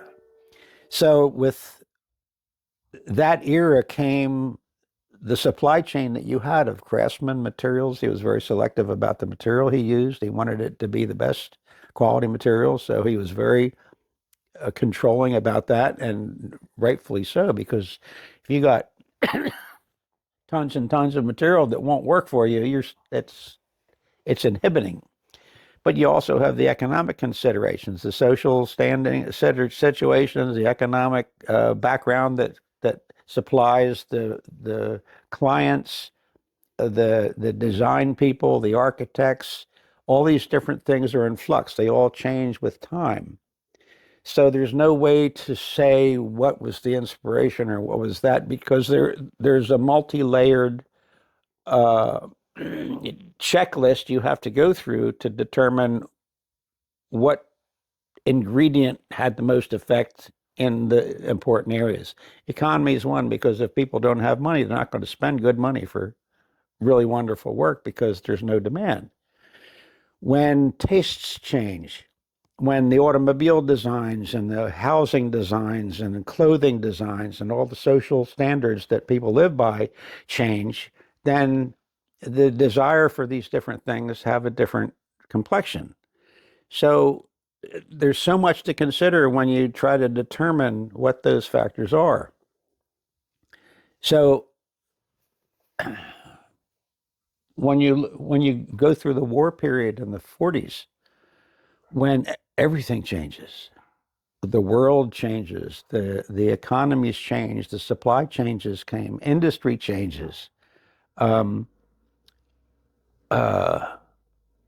die, a lot of people die. You know, you have cultural changes that live through or survive those major interruptions in society, in world evolution, that have an effect on all these things. So there's always going to be a class of people that have a flowing interest or a flowing curiosity of what's available, and they'll have the wherewithal to go get it, or they'll have the wherewithal, to support the people that do it. And then you have the artists themselves that have to modify or adapt to these different changes and change their lifestyle a little bit, but not necessarily their motivation or their passion. You know, you don't want to kill the passion, because then you've destroyed another element. So it's a tough question to come to definitive terms on, but it's also part of the way we think about how things work. And you can't look at this. You have to look at all of this, because the stuff behind you has an effect as well as what's in front of you. And how you navigate that it varies quite a bit. Were there blacksmiths that stick out to you that were torchbearers for the craft in our country through that lull, or if maybe lull is not the right word? There probably were. I don't know that I could really. You mentioned Donald Strader. Donald Strader was one of the classic ones. You have Francis Whitaker. You have a lot of the localized entrepreneurs that were part of the stability or the motivation to keep stuff going. All of us that entered the first gathering, it went exponential. When people learned that it was happening, then the next meetings were even more important, because people started getting, there's something going on. Let's see what's going on. And then the networking and the way to communicate that with what we had at the time was metal, letters and phone and whatever was available. Excuse me. I want to hear about Palm.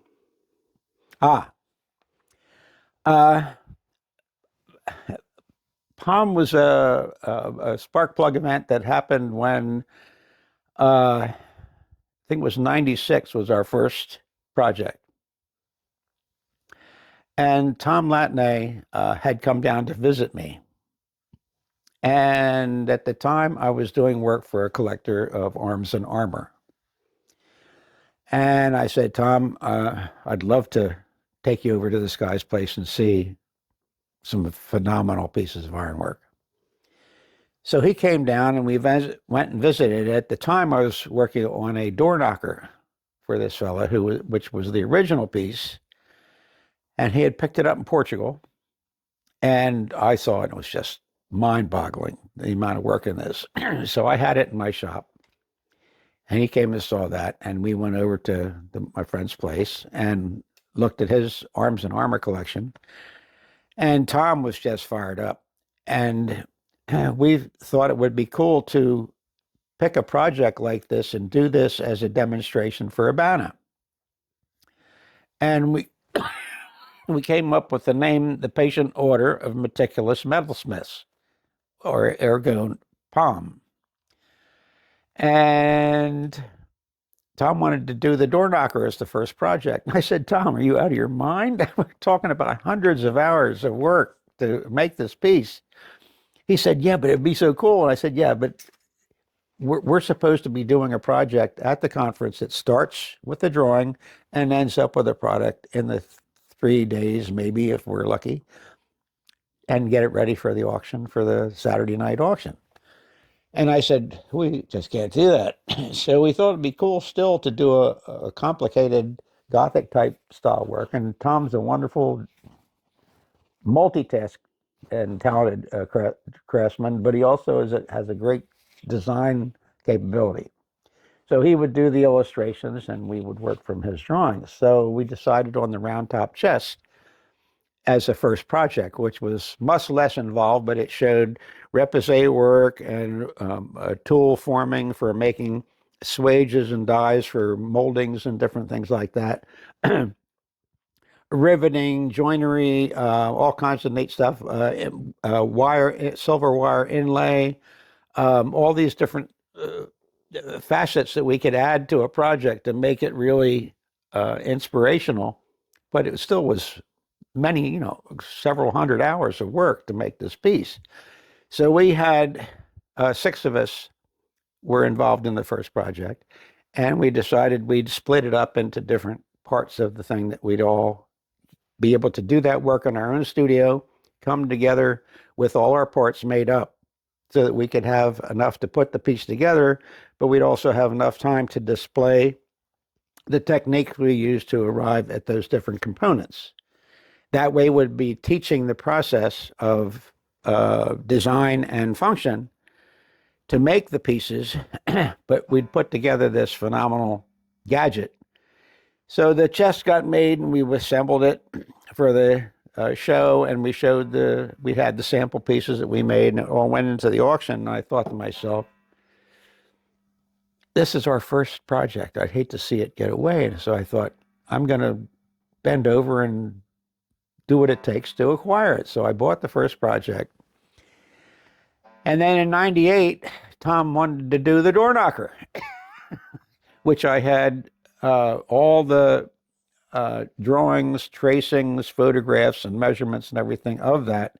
So we had a fully laid out design and stuff, and we had to change some of the components because they were very involved. Where we put Bill Gishner in the bottom, that in the original was a horse and rider in profile in full armor, which would have been days and days and days worth of work just to do that. Hundreds of hours of work just to do that one piece. So we came up with a way to make these different components, make them all work, come to the show, have them ready with maybe a little bit of dressing and fitting. All mine were pre-patinaed and everything, so it was pretty much done. And so that was our second project. And that also was the year that Francis Whitaker came to the conference, and I had the spire and the balcony and everything done. Then I did the portrait of Francis as the top angel with the wings. And I took this to the hotel the room where he was on the campus, and knocked on the door and said, Francis, you got a few minutes? Yes, sure, come in. So I had it wrapped up in a towel, and I said, I'd like you to see this before we put the thing together. So I handed him the towel, and he unwrapped it, and he took it out, and he looked at it, and he's got this great smile on his face, and he's looking at the piece. And of course, he recognized himself because it had the glasses and his cap, and he's holding his favorite hammer in his hands and stuff. And if you knew Francis, he was always had constructive criticism. He always had something to say about what was made or what you did. And he put it all back together and handed it back to me. And he gave me the greatest compliment I think he could have. He didn't say a word. He just smiled and just, because I made him an angel before he passed away, which was kind of cool, but he had nothing to say, which was enough in itself.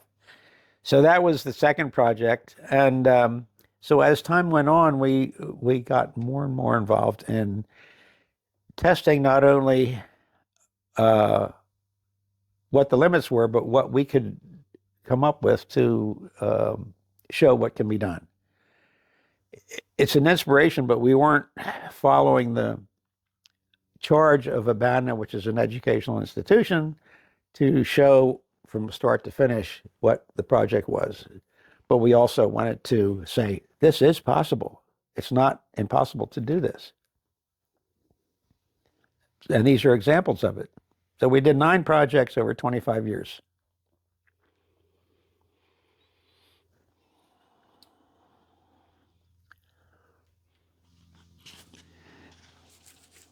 You talked about how many hours went into these palm projects, and you've showed me before these time cards that you keep. I think it would be cool. Do you have a time card handy that you could show one of those? I don't have one here. I have a record. I have a folder or a grouping of material for each of the projects. And there was one of the disciplines I had when I did things like this, because when you estimate work, it's hard to estimate a new project without some foundation. So when you do a complicated project like this, it's always a good idea, in my mind anyway, because when I worked in the model shops and the other businesses and created other stuff, we always kept a time card to evaluate the amount of invested time to see whether it was a profit or loss situation. But it also gave us information to either meet or succeed the next time we did it. You know, what can we leave out the next time and still achieve the same goals? So if you're going to be in business, keeping a time card is a good idea. I did it as an important record to show what it took to do these in my part of it. Tom, I think, has probably the next level of involvement in keeping record. I don't think he kept the time card, but he also has material. I mean, I've been trying to pull this stuff out of each of the people to get it to me so I can hopefully put together a book of the palm efforts for over the years and have that as part of the collection to show that these pieces evolved from this kind of effort. And these are what each person had, and an expression of where they saw their growth and investment in their involvement in these projects. What did you learn from it? What did it coax out of you as far as your skill levels and your ability to perform these kind of tasks?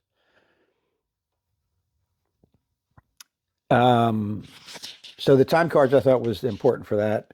And I do have the time card for each of my jobs, as well as the drawings, sketches, sample pieces, that any tooling that I had to make that was special. Can you name all the various members of Palm through the years?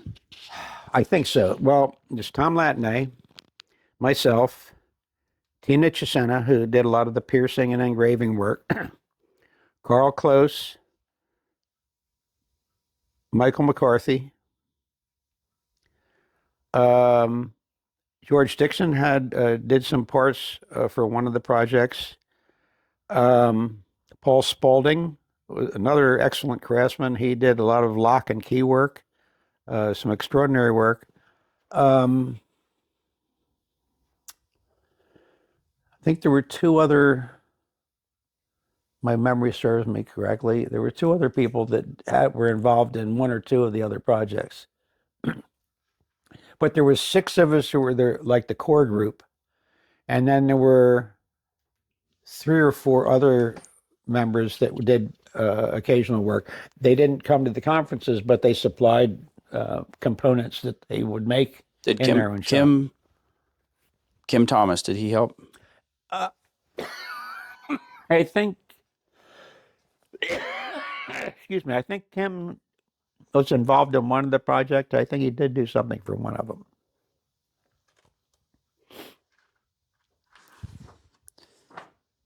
So other than timekeeping, what are disciplines that you've had to develop in yourself to make your life of blacksmithing successful?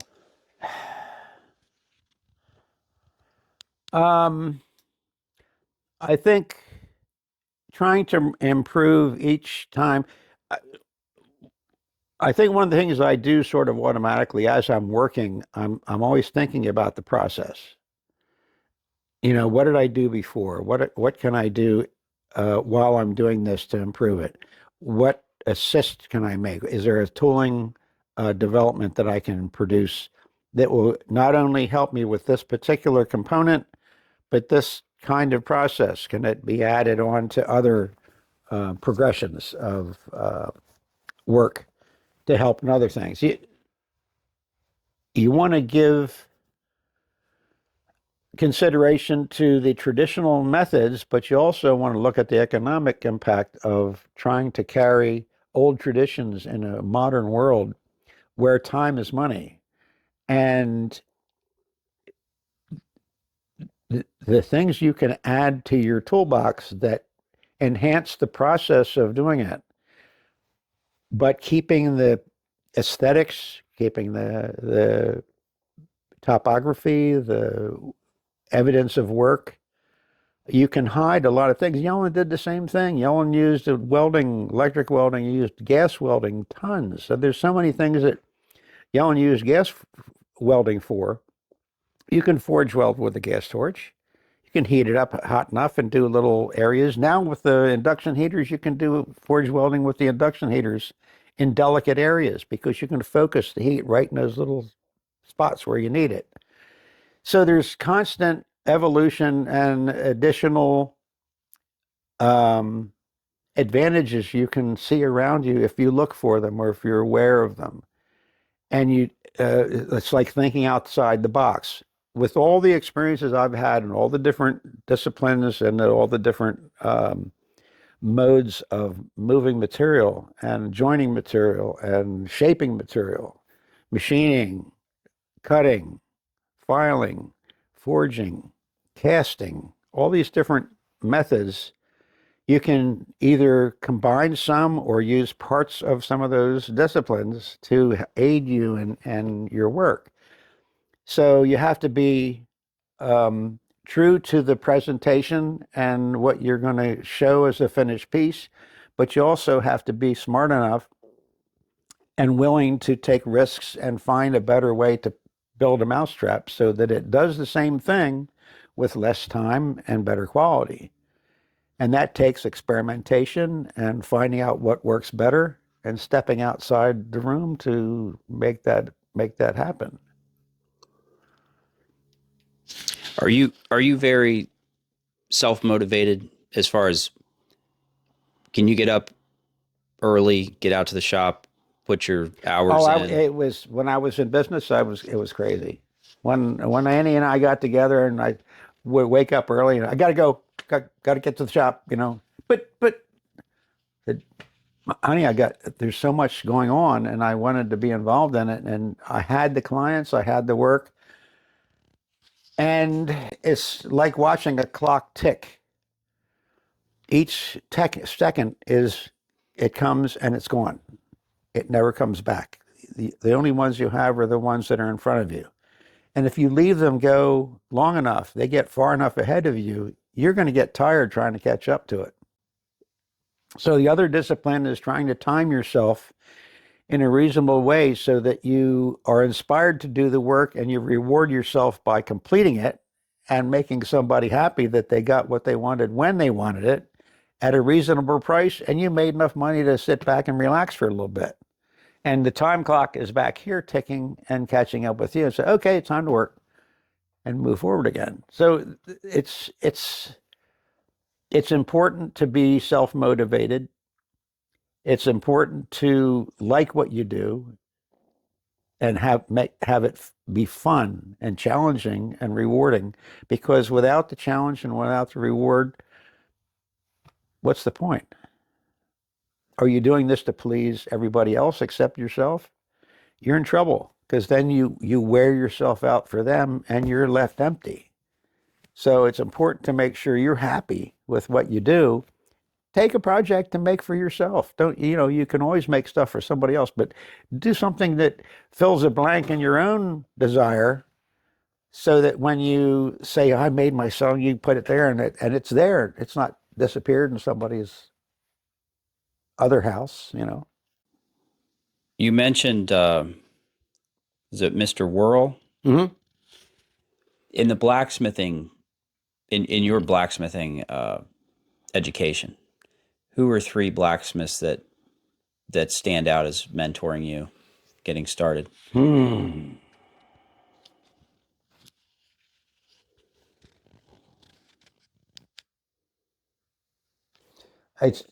I don't know what to say about that, because I looked at all the talented people that were out there creating. There were so many artisans that had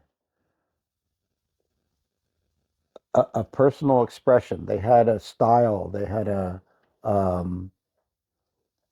whimsy or a fantastic. Well, you look at Albert Paley and some of these people that would do unbelievable experiments in metal forming and finishes and complexity of large, dense material.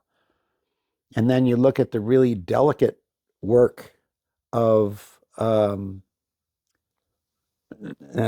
I'm going to try to remember some of these people, but the really delicate, fancy work that requires real finesse in joinery and forge welding and collaring and fitting and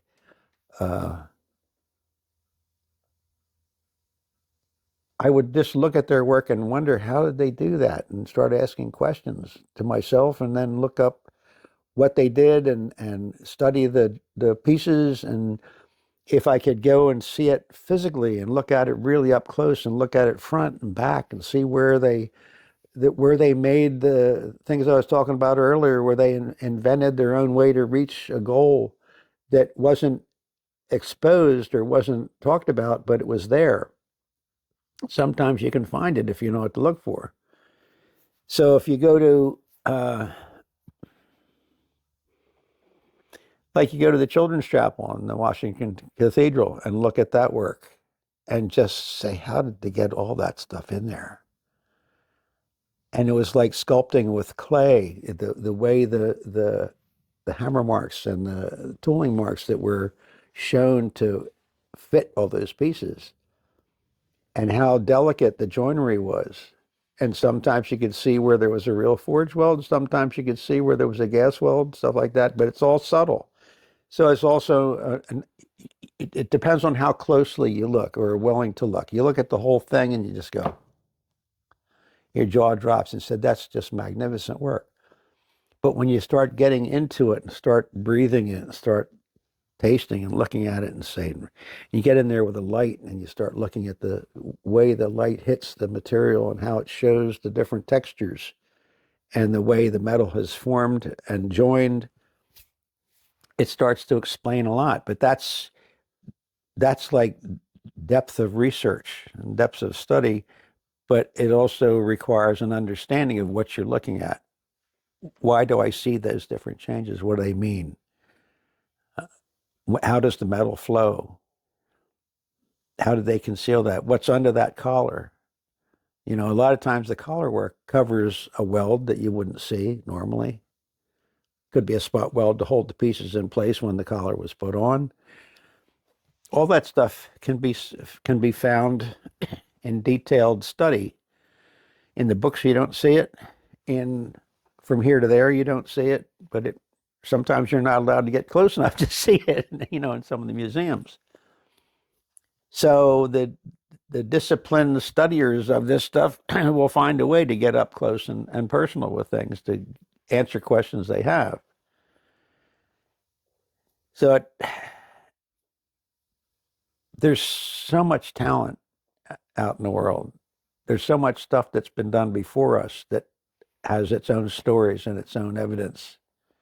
And it's learning how to look at those as you progress through time and the evolution of the, you know, you reinvent the wheel all the time, but there's so many different variations and manifestations of personal involvement and investment in producing the styles of work, like we did with Palm, our interpretation of Gothic work. We had modern technology that they didn't have, but we still produced work that was in the style of, or in the design of. Like the padlock, when we did the padlock in 2010, the padlock was made in the traditional forms: brazing, mortise and tenon, riveting. That lock comes together and it stays together. It doesn't come apart. There's no way to separate it. That's the only project that got away in the auction. And it was unfortunate, but that's the way it was. Then that's when I decided in 2019 that we were going to have our last collaborative, and I thought it'd be nice to have the whole package together. So that's when I decided to make the padlock a teaching lock, which meant it could completely break down into most of its components to be able to see how it went together, how the components were made, and how they fit together. And that's what my challenge was, to produce that and make it part of the collection as a teaching piece that would be like a puzzle you could take apart and study. Is there a project that sticks out to you as the one you're particularly proud to have worked on? Essentially, they all were, because they were all collaborations among a group of craftspeople that really enjoyed what they did.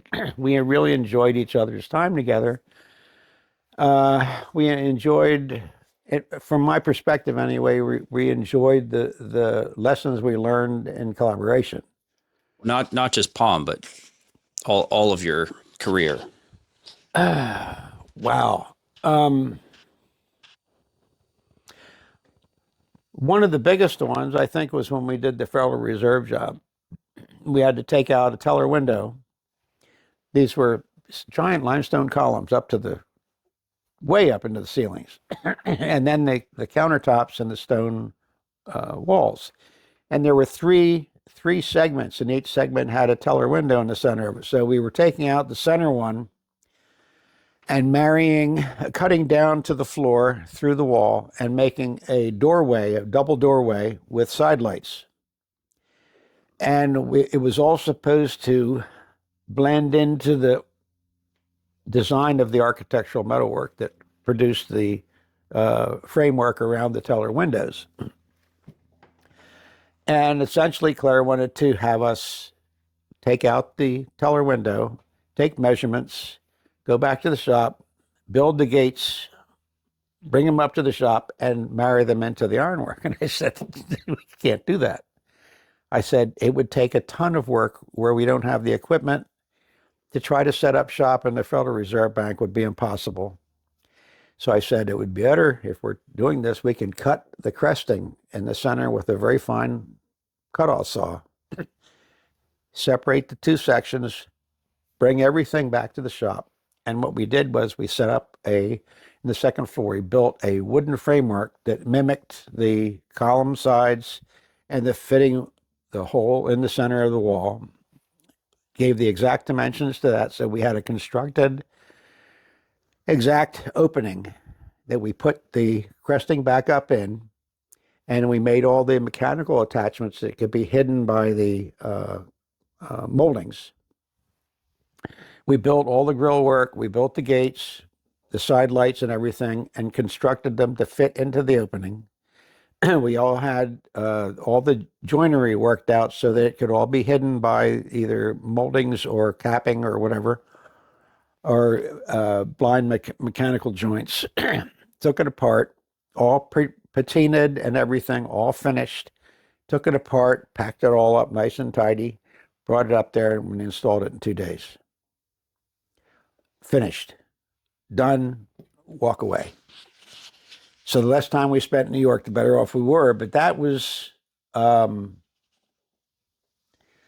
of the most challenging. I have pictures of that in the house, but that was one of the most challenging jobs. The torchairs were really, I have a whole catalog of photographs of the progression of that, the tooling they designed to make those components. The way that the only thing that was done outside was the turning of the alabaster tulip shades that fit on the top of the lights. All the rest was constructed in my shop. I designed all the tooling. We had the tubular arms that came out, tubular bronze. I figured out tooling to work out the tube forging like we're doing now with Bruce Jarrell. So that was another one. Of course, the palm projects were extraordinary. Well, the Coke job was, the first Coke job with the Monel hardware was a big jump for me because never having worked in Monel, it was a success all the way around in all the different components. Not only was the hardware interesting, but the little pulls, I think I have, I had to develop the tooling for this little cabinet pull. This is one piece of Monel. I designed the die that would forge this piece out of 1/8" material, and then the tooling to bring the lips up and finish the shape of this. This is a rivet, Monel rivet, that is hand tooled. Hold it up like 2 inches. This way? Yeah, right there. This is all hand tooled, texturing on here. This piece fits on a machined collar that stands off from the back plate. And then this is cut out with a jeweler's saw and then hand filed and hammered in the front. But I had to make up the die to forge this to be uniform because there was a bunch of these had to be made. So that is part of the fun. And if you look at the texturing of the rivet head, it looks like a layered flower bud. The way they're starting from the bottom, each strike pushes out a little material and it sort of steps over the lower platform and gives you a different kind of feel on how that material is formed. Wow. And that's what you can do with a rivet head when you were talking about decorated fasteners. That's a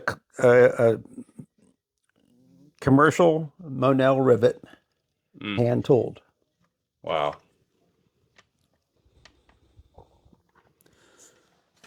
So it's one of the difficulties of saying, well, what's your favorite job? Every one has its ingredients and favoritism, but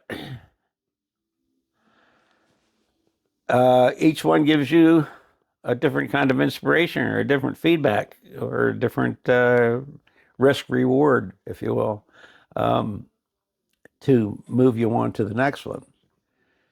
But you always carry with you what you learned in those different projects onto the next one so that you have a perspective that is not narrow. You keep the doors open and you allow stuff to come in as well as sending stuff out, which lets the evolution continue of not only yourself, but with your craft. You don't want to get stuck in any hole and try to stay there and survive because you'll never, if you don't get out of the hole, you're not going to move forward. I have a feeling you're going to answer this question much like the last one, but okay. Do you have 3 blacksmithing or ironwork books that you referenced more than others? I got to be perfectly honest with you about books. it's hard for me to get into a book from a study point. In other words, reading through a book or reading through all the material that's written in the book. And like I mentioned before, in my learning process, I learned a lot by visual representation, visual interpretation, three-dimensional study in hand, which gave me a perspective different from just looking at flat illustrations. So if I didn't see, the only time that I would get involved in the text was if I didn't see enough in the photograph or in the drawing that told me what I need to know, that I'd read the text and say, this, this was involved in blah, blah, blah, and it came from this period and that period, or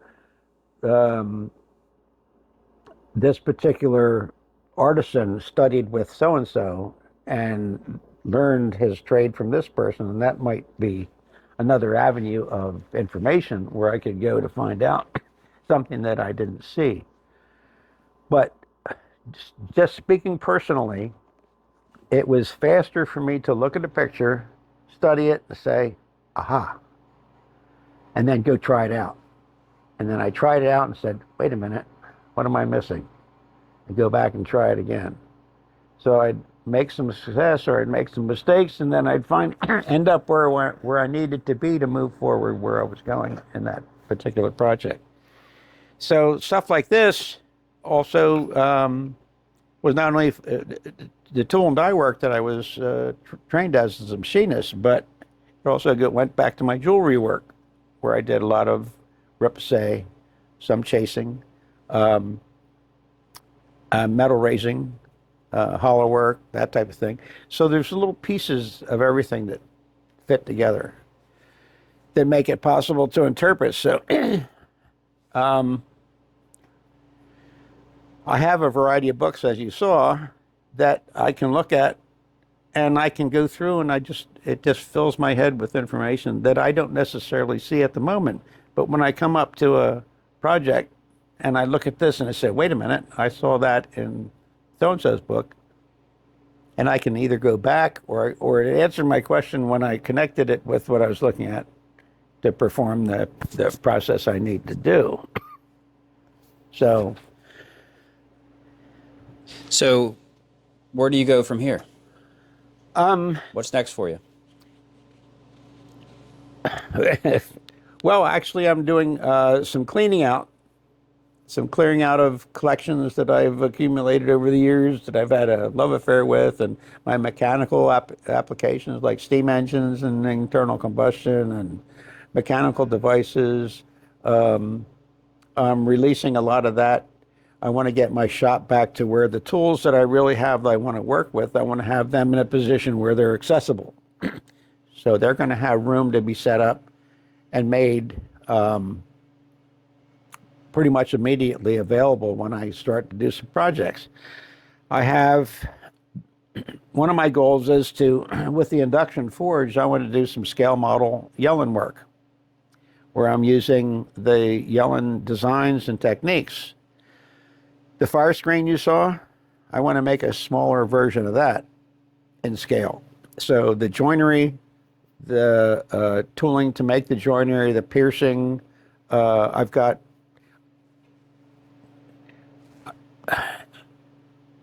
there's so many things that in my shop that intertwine.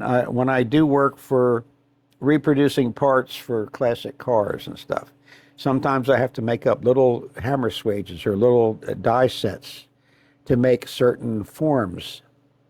Like I did with the Monel Lees, where I had to make the beading tool that would go not only straight but make the curved lines, where I could, like a sewing machine. So when I have that challenge, like when I do the piercing, I'm going to have little piercing dies that go from the top and bottom. That's not from the top, turn it over and work from the back, but they'll be doing the same thing from both sides. So my piercing will be coming to the center. The tools will not touch each other, but they'll come almost to the touch, but they'll be piercing from both sides. You get a a balanced pierce to the bar, like when you're doing round stock or square piercing and stuff, and you squeeze the metal together with a blunt punch, you have a little piece in the center that's going to get punched out, but the balance of your swell is going to be uniform from both sides. So I'm not just piercing from one side, turning it over and piercing from the other, because you have volume change that is unbalanced. So this is where my mechanical knowledge comes in tool making, to help me make little tiny tools to do the delicate work that I'm going to do in scale. And I've done a lot of small work, and I know how to figure out my scrolls and my joints and my tenons and all those different things. The forge work is all going to be delicate work, because with replaced shoulders and knees and arthritis and stuff like that, I can do small work, but I can't do the big stuff anymore. So now I'm going to shrink it down to a manageable size, and it takes up less room and less energy, and I can do more of it. So that's where one of my goals is, to do the miniature scale work. And I also like to, as I was showing with some of the tools, is to make the small stuff smaller and challenge my own brain and my abilities. Wow. And keep inspired, but I also want to do it in an educational way. I have one of Annie's gadget she wears is a helmet camera that fits underneath the rim of her riding helmet, safety helmet. And she had an accident with it, and it broke the hinge, so she sent it back to get it fixed. And they sent her a new one and repaired the old one. So she gave me the old one. So I'm going to wear that, and I can work on something, and I've got a camera that's going to give me an up-close personal. And I did this years ago with the VHS tapes. There were 3 buddies of mine, and I did the Blue Ridge Parkway on motorcycles, and we all had BMWs, and I decided I was going to film the whole trip. So I got a VHS camera, mounted it on the side of my helmet, and I had a rock gorilla taped to the other side of my helmet to balance the weight so that I could keep my head vertical. And I made a wire screen, little screen thing that fit off the camera. And where I was looking through that lens, that would keep the frame in focus, centered with the camera. So when I was filming, I could use that finder to keep my center of view with the camera. So I made the film, we called it Last Anything for Miles, because when we stopped down at Pisgah Mountain, or down at the bottom, there's a little luncheonette where you can get snacks and stuff, and it said Last Anything for Miles. So we made a couple of VHS tapes with that. So that idea of having a viewfinder on my helmet with the camera will always be able to keep what I'm looking at in focus for the camera to get the best view, and the audio as well on it. So I can make videos of my work and processes that I'm doing, the tool design and development and things like that, and help have that go on as a teaching tool. Well, my camera is about to die. But we've covered a lot, and I think we'll pick up some tidbits if I find anything that we missed. But sure. Thank you for your time. My pleasure. Thank you so much. This is Anytime. Very educational. I'm learning a whole lot just listening. Yeah. So. I hope so. I'm available to answer any questions you have, or whatever way I can help. It's a lot of fun. Do you have any Monel I can try forging? I think I do. Yeah. Yeah. Right. Okay. Yep. All right. Thank you, Peter. My pleasure.